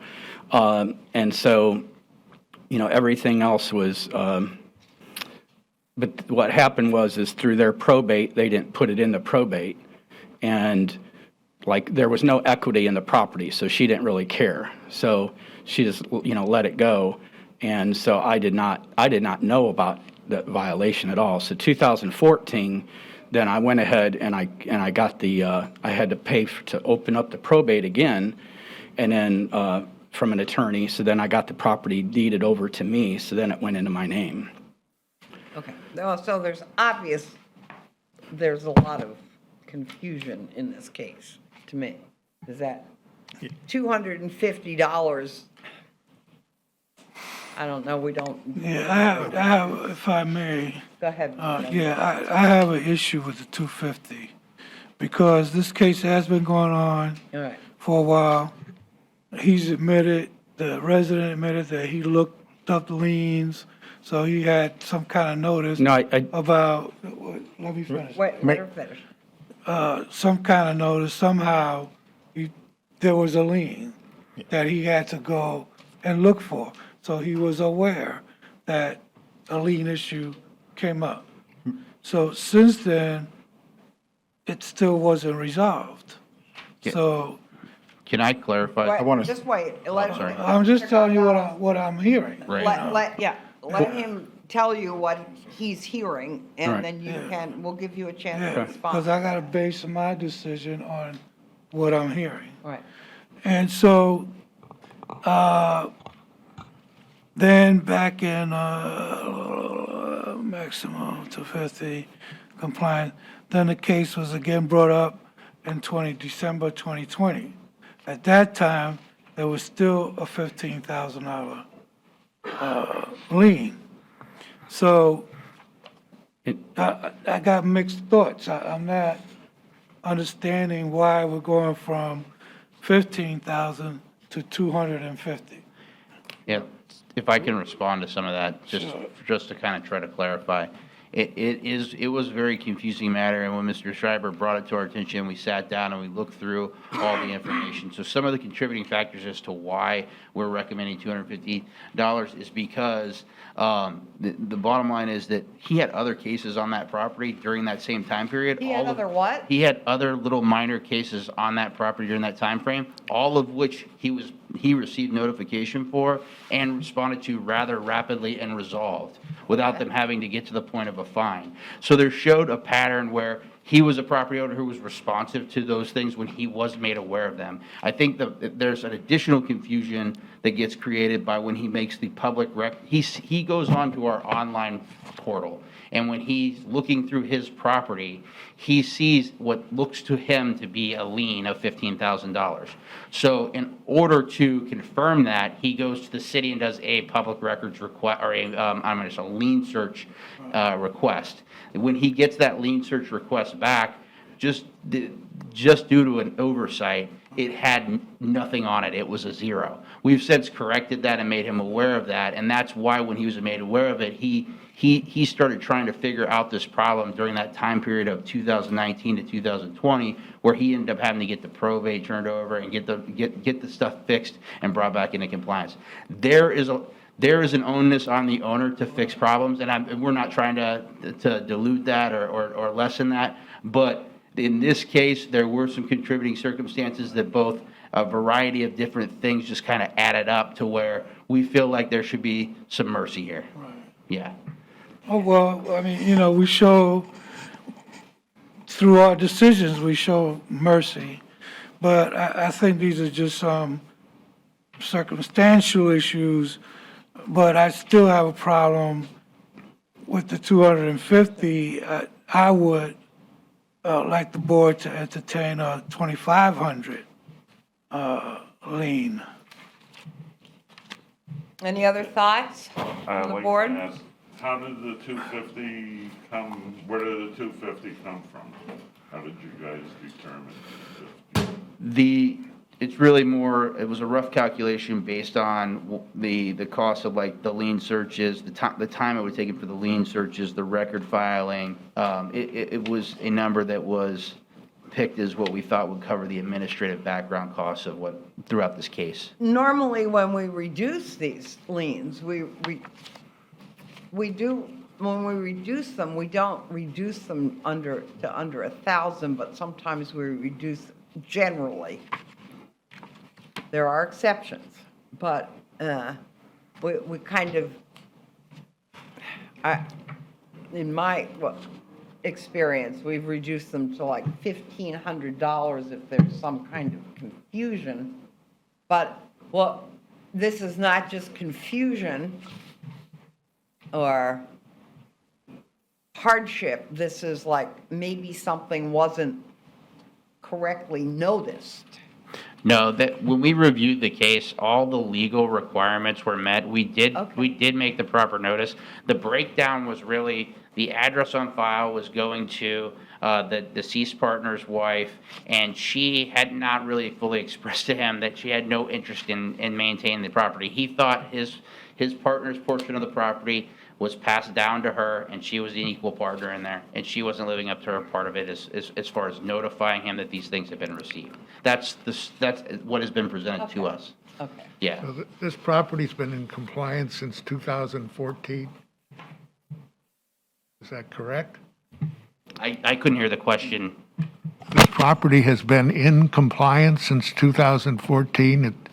Yes, I went out on the property, Captain Lee and myself met the respondent on the property, and then I went back out December the 4th of last year of 2020, and for what was cited, yes, it was in compliance. So we've had no problems with the property per se? No, sir, it was vacant during that time as well. So there have been no complaints on the property No. since 2014? No, he's just bringing it forward. There was a few during that time frame, but there's nothing that's risen to this level of coming to the code board or having a fine or anything like that. Those things were rectified. Yeah, nothing outstanding. Yes. So they're in compliance? Yes. Yes, Is yes. that the Have to be in question? compliance, that's for lien review. Yeah, Yes, they are. I'm sorry. I They've was been in not- compliance since 2014, so. Yeah. What damage has been done to the city? I don't think there's any real serious damage. If they had problems with red tape and things not being filed or whatever, then I think that we should, rule in favor of the respondent.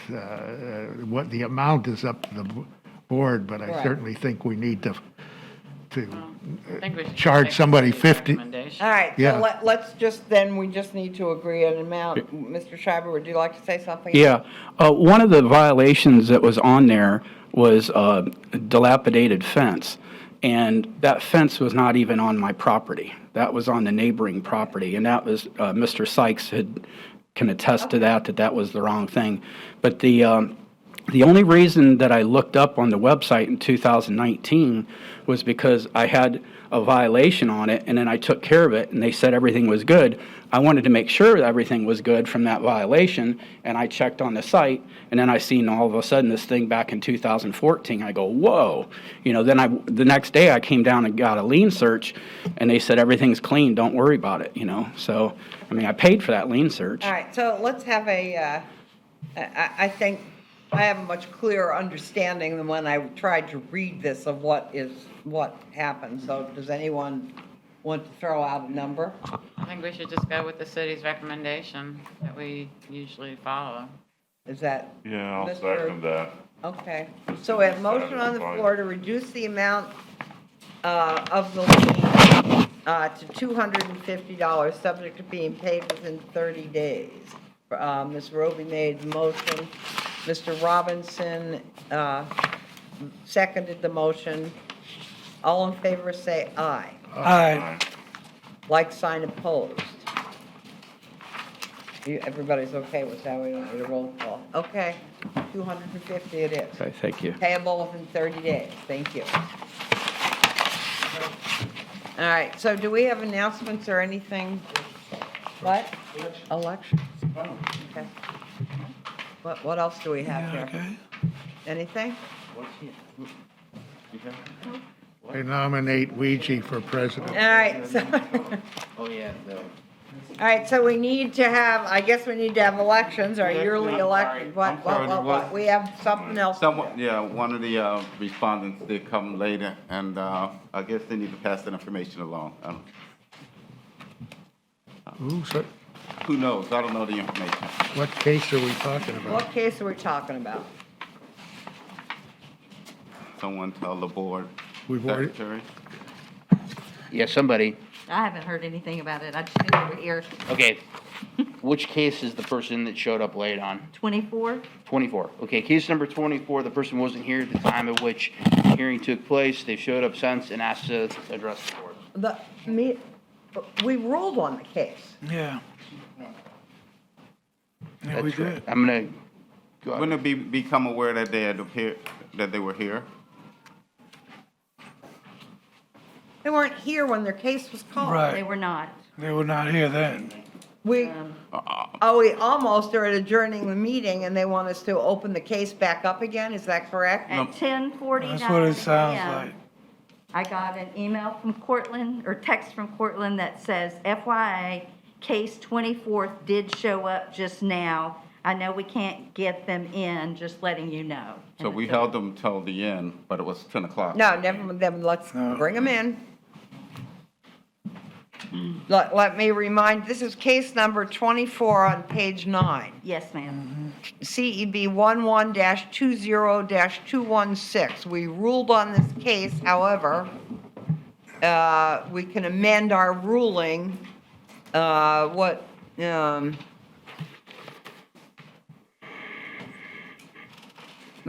what would you like to tell us, Mr. Guzman? Now's your chance. Oh, sorry. David Gooseman, 44 South Hollywood Avenue. And raise your right hand. Do you solemnly swear or affirm that the testimony you're about to provide is the truth, the whole truth, and nothing but the truth? Yes, I do. Thank you. I had thought my court case was January 26th. That's what I had in my calendar. Oh, I didn't okay, find, it doesn't matter. We're willing to listen right now to what you have to say, so go ahead. well, I was told to give Mr. Fitzgerald a call about my wall, that he looked at my plot and it looked like the city-owned part of the wall that was falling, to call him and talk to him. When I called him, he kind of just brushed it off like, what am I calling him for? I mean, I just spent $10,000 to get my roof done. I just power washed my house. I spent all my stimulus money on my roof. I don't have the money. I'm down to 3 days a week. And I was told to give him a call to work with him about the wall. When I called him, he said he didn't know what I was talking about. Well, it doesn't do any good to attack Mr. Fitzgerald. Let's just stick to what you need to do, what you're doing, what Mr. Fitzgerald says you need to do, and we'll see whether what we originally decided, because there was still so much that needed to be done, was a $100 a day fine. So if What you all can needed to be done convince besides the us- wall? What? What all needs to be done besides the wall? Well, you need to ask Mr. Fitzgerald. Mr. I Fitz- can't tell you that. I'm not the inspector. Our job is to listen to the inspector tell us what needs Okay. to be done, and then we make a decision based on what he says. Okay. So let's listen to what he has to say needs to be Mr. done. Fitzgerald. There had been some corrections. Mr. Fitzgerald, why don't you just go on the list and tell us what's been done on this list that's on our, What's been done was the roof was, they pulled the permit and the roof has been repaired and finalized. okay. So we're talking about, of course, the perimeter wall and paint fading and peeling on the house. You can see the dirt and grime and stuff as you go through the pictures. Now you'll see spots that have concrete on them that aren't even painted, and including the wall, of course.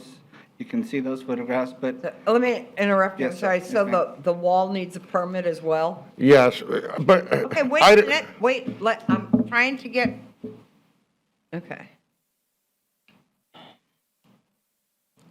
Okay, go ahead, Mr. Fitzgerald, I'm sorry. the wall would need a contractor, or he would have to go down to permits and license, discuss what he's gonna do and how invasive that is.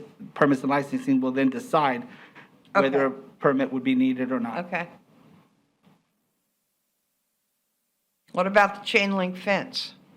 As you'll see, it's leaning, so over here towards the entrance. So it's just straightening it up and getting it done right. And I never did see a permit for that, though. Do you need a permit for the fence too? Yes, if you put up a fence, or you need a permit. Replace a chain link fence, you have to, what do you need a permit for? You're just replacing the fence. I'm not building a fence, I'm just replacing the chain link. So what do I need a permit for? Just repairing. And can I say one thing? On the assumption that I thought that the court date was the 26th, I had the house pressure washed 2 days ago. Mr. Jones was out there yesterday. I don't know if he can verify that everything was pressure washed, the grime and all that off the walls, off the house. But if they go back out there today, it was pressure washed 2 days ago. Okay. There was a little bit of. So you are making progress with Yes, what you're telling me? yeah, I honestly thought, I have in my phone, January 26th was my next court That's why date. you weren't here. Okay. What are the thoughts of the board? I have a question for the resident, for the citizen, the homeowner. He stated that part of, I don't know, the fence or something is part of the city's, The wall, the wall. yes. But Excuse me? I'm trying to figure out what part is the city's and what part is yours. Well, I was told Mr. Fitzgerald went and looked at my survey, my property, and said part of the wall was part of the city's. That's why he wanted me to call him. I had a survey done. The markers show some of the wall is your guys, some of the wall is 50-50. And Mr. Fitzgerald also, which my roommate's not here, he had told my roommate a few months ago when they did the wall across the street that the city paid for that because it was on city property to get a survey done, and the city would probably pay for the wall because Is the they're. picture that's up now the one? Yeah. Yes, sir.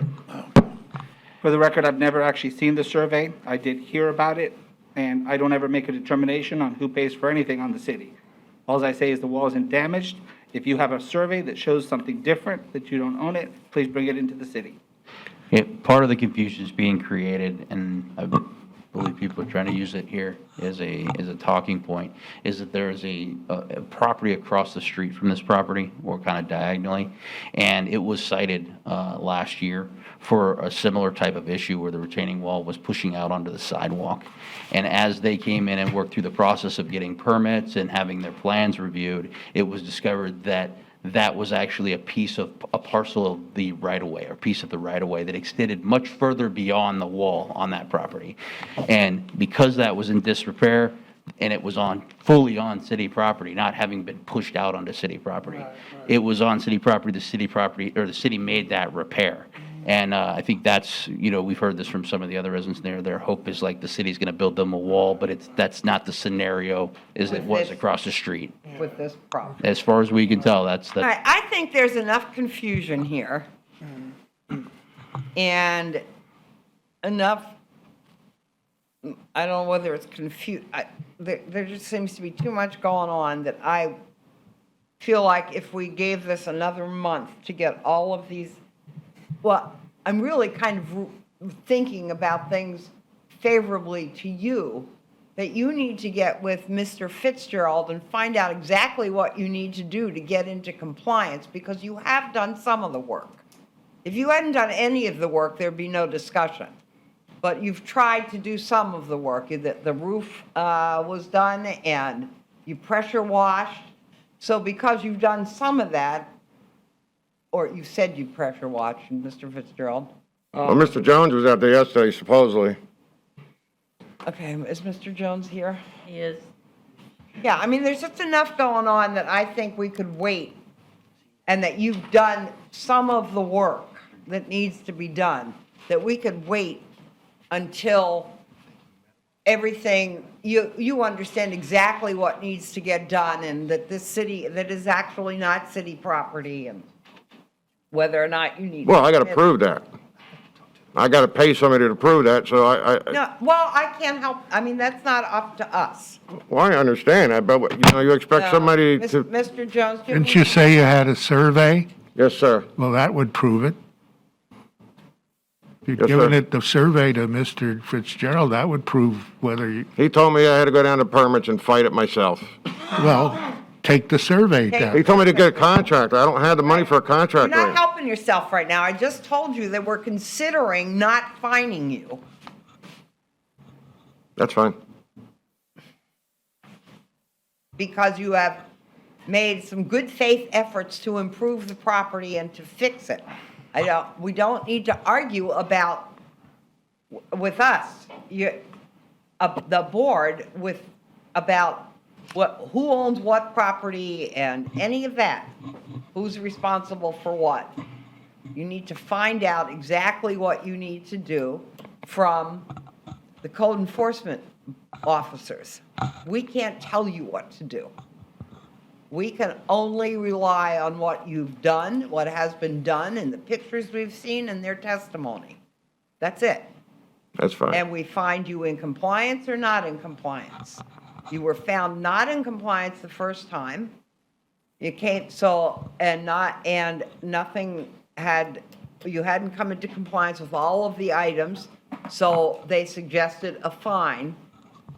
And because you weren't here, we decided that it looked like, because from the pictures that we saw, it looked like you weren't in compliance to us. And there were other things that needed to be done. So that's where we are right now. So, Mr. Fitzgerald, what would you like to say? See how the paint fading and peeling all around there? I guess you pressure washed it, so you cleaned it up, but the house has to be painted. Okay. Wall fixed and then painted. Okay. And there's a window in the front that needs to be painted, so, yeah, Okay, so around. what's everybody's feeling? I'm willing to give them another, till the next cutoff date, to amend and give them to the next cutoff date. And get busy, And is Mr. Guzan willing to paint the house? Get busy. And if there's no Yeah, busy, then there'll be a fine next time. You had called, Mr. Harrington? no, you had called Jones. Mr. Jones up earlier to clarify Mr. Jones, do you have something. anything to add to this?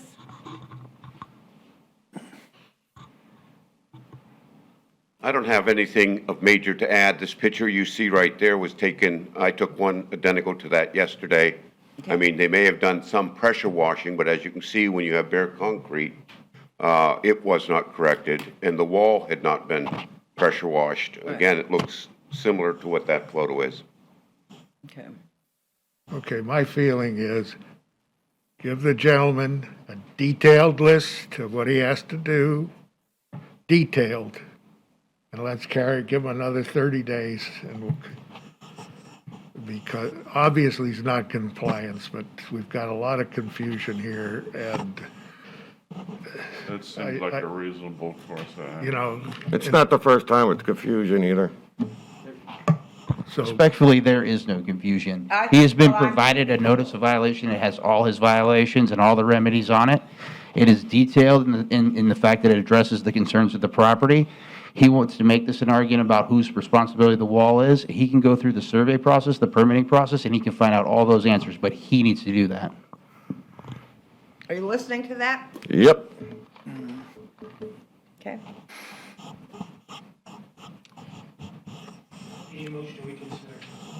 All right, we need a motion to reconsider, what's this case number?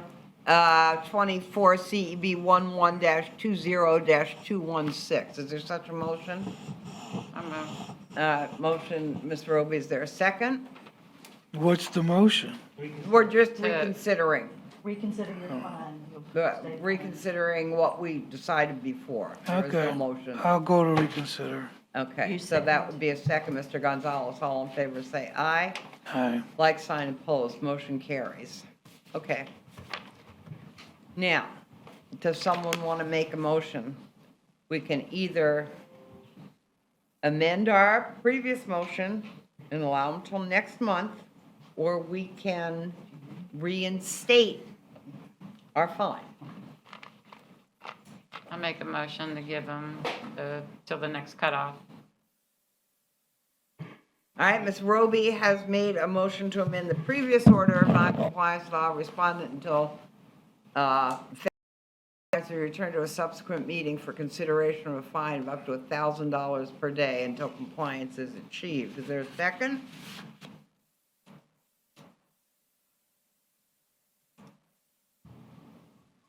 Dies for lack of second. Okay, so now we need another motion. We can either change the fine, I mean, we don't have much discretion. I mean, we can change the fine, or we can go back to the original fine, we can ask for a progress report. I mean, there are a few things we can do, but we have to do something, we can't do nothing. Well, I would motion that we change the fine from $100 a day to $50 a day, to start today, and review it. No, that's it, it just starts up to $10,000. Right, okay. $50 a day up to Right. $10,000. Okay, then that's my motion. Okay. Is there a second to that? I'll second that. All right, Mr. Robinson made the second. So the motion is to impose a fine of $50 a day, effective today, up to $10,000, or until compliance is achieved. So we have a motion and a second. All in favor, say aye. Aye. Nay. Wait a minute. All right, let's have a roll call, please. Mr. Robinson, Aye. Mr. Gonzalez, Aye. Ms. Roby, Nay. Mr. Harrington, Aye. Ms. Cundy. I'm going to say aye. It's 4-1 favor of the motion. All right. So now we've issued a fine of $50. Fine, that's fine. Is that it? We done? We are done. Okey dokey. All right, that's it. Okay, now back to where we were trying to end the meeting. Well, before we do that, are we obligated because somebody shows up late No. to rehear? No. Well, I'd like to make it a policy.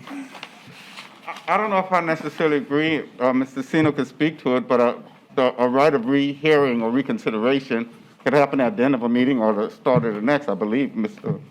Sino, isn't that correct? Yes. So if someone comes up at some point, if they make a So we could have request. just put it off till the next meeting. Well, that would have solved that case. But, okay. All right, well, that's good to know. That's good to know, because, there's no reason that are we allowed to discuss this case? Yes? No. Are you done? Are we out? We can't discuss the case anymore, so. But if someone in general, we can do this. If someone in general says, well, I thought the meeting was, December 25th, so that's why I didn't show up today. But you have a piece of paper, the city has a piece of paper that says exactly when the meeting is, then that's not the city's fault. So we could have just, I guess, could have said, no, I'm not going to hear it. Correct. Me too. Well, yeah, you could, that would have been fine. You vote down the motion reconsider. Right. You vote down, that's it, done. Right, okay. All right. The city staff just feels they have a position to bring it to your attention. So if somebody comes Okay. in like that, we will. Yeah. Okay. All right. Well, you'll learn something new. All right, well, so we're, no matter how often. All right, so we're having elections, I guess. Nomination for president are now open. I wholeheartedly nominate Ouija to continue. Thank you. I second that. All right, we have a A motion and a second. Now, we need the nominations to be, well, is there anybody else? No, nobody else, okay. Pays the same whether you're chairman or not. Okay, so motion and a second to close nominations. Okay, now we need a motion and a second to open nominations, or do we need to vote on this? Okay, let's vote on this. Kundig has been nominated to be chair for the next year, and I accept. All in favor say aye. Aye. Like sign opposed, motion carries. Now we need a vice chair. Can we nominate Teresa even though she's not here? Sure. Teresa? I guess, I don't know. Can we do that? Oh, sure. So Ms. Yeah. Himes. Does anybody else, Is that who you- who else wants to be nominated? Yeah, she. Yeah, yeah, okay. Okay. So we have a nomination. Second. And a second from Mr. Gonzalez to nominate Turner Hines. Nominations are closed, or would somebody like to nominate someone else? Okay, the nominations are closed. All in favor of Mrs. Himes as vice chair, say aye. Aye. Like sign opposed. Motion carries. All right. Okay, Now can we go? meeting adjourned.